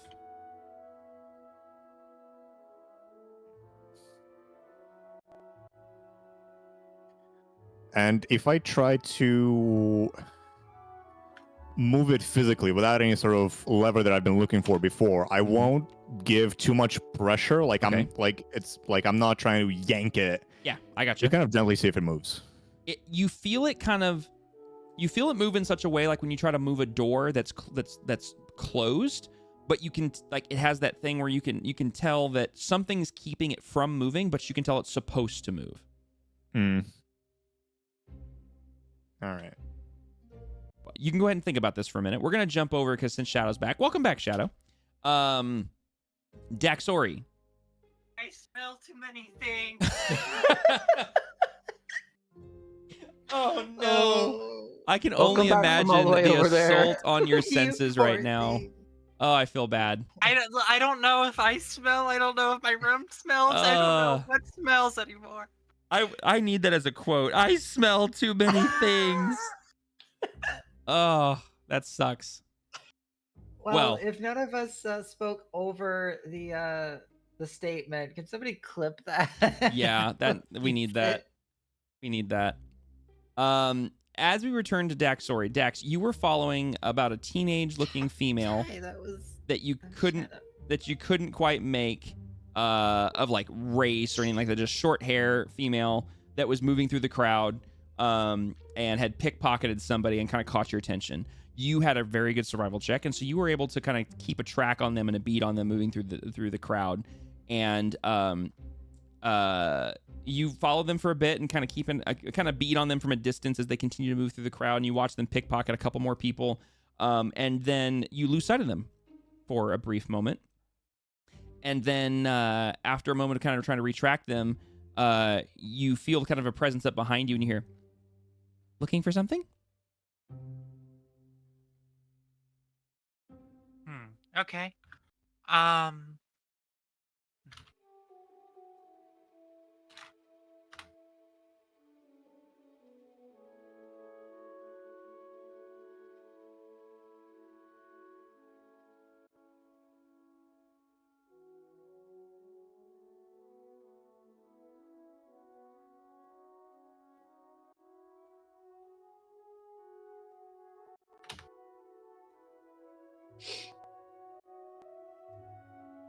Oh, the mic died. Oh my gosh. Oh no. Oh, what a night.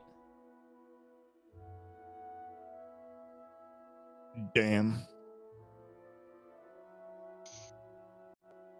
R.I.P.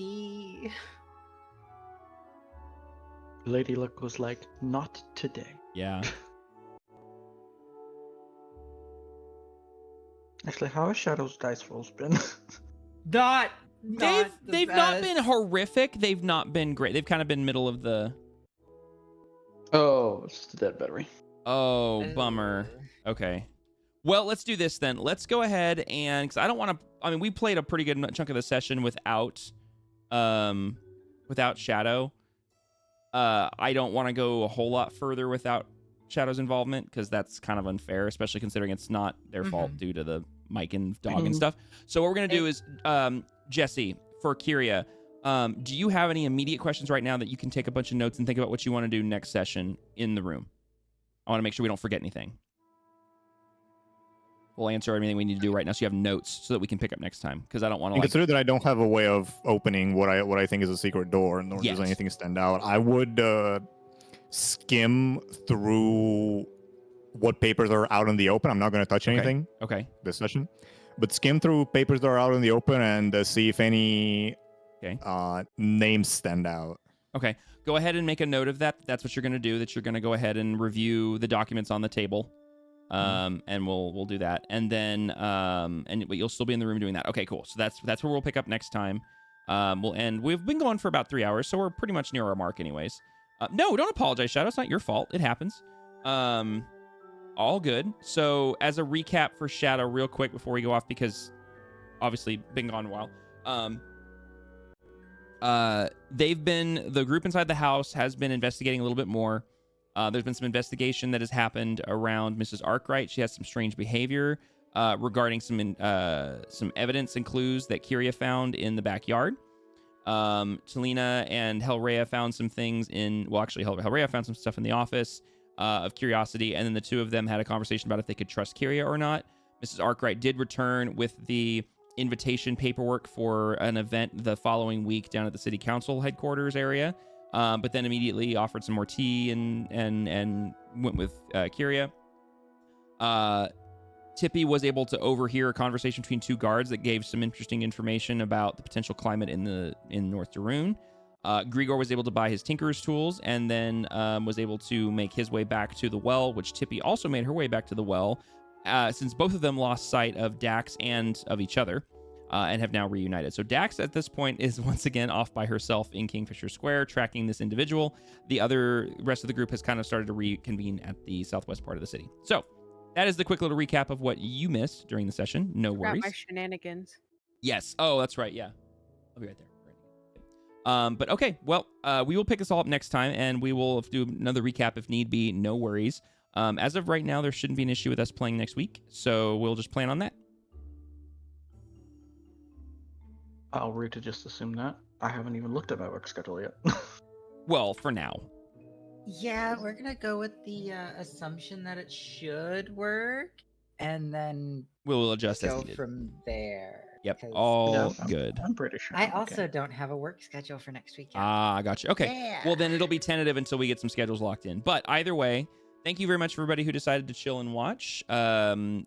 This will obviously go up on YouTube as soon as I can get it up. We're all caught up on YouTube videos, so they're all up on the channel. Thank you guys very much for playing. Are the tech issues going to be tried to edit out, or are we gonna just muddle? I mean, the tech issues were minor in the sense of as far as the way the stream could be seen and stuff, like short of cutting out huge chunks of space. I don't really do a bunch of that because I don't have time for a bunch of post-production. So I'm probably just gonna leave it as is for now. But at least the notice is there from some of us saying, yeah, and I'll hey, put this is where it started. Hey, this is where it ended. Yeah, and I'll put it in the video description where we had some tech issues. So you can always make chapter marks. Yes, that's true. So, but anyways, true. Thank you guys very much for playing as always, and we will see you guys next time. Bye bye. Next on Neon's D&D stream. That was weird.